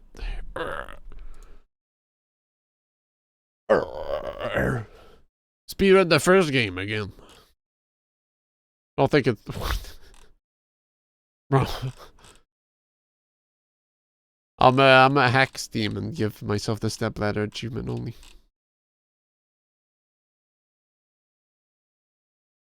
Okay, anyways. Thanks for watching. Could do that. Mwahaha. Thanks for watching. Fuck. I hate working.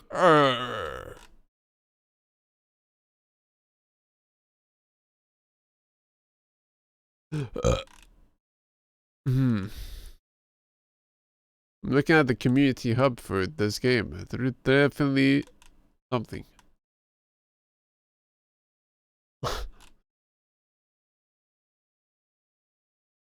Alright, anyways. I'll let you guys be. See you guys whenever you can. Cool. Thanks. Bye-bye. Mima, you gotta say something? You got something to say, Lily? No? You?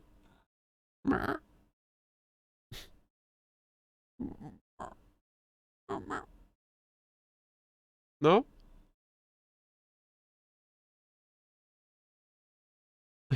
Alright, bye-bye.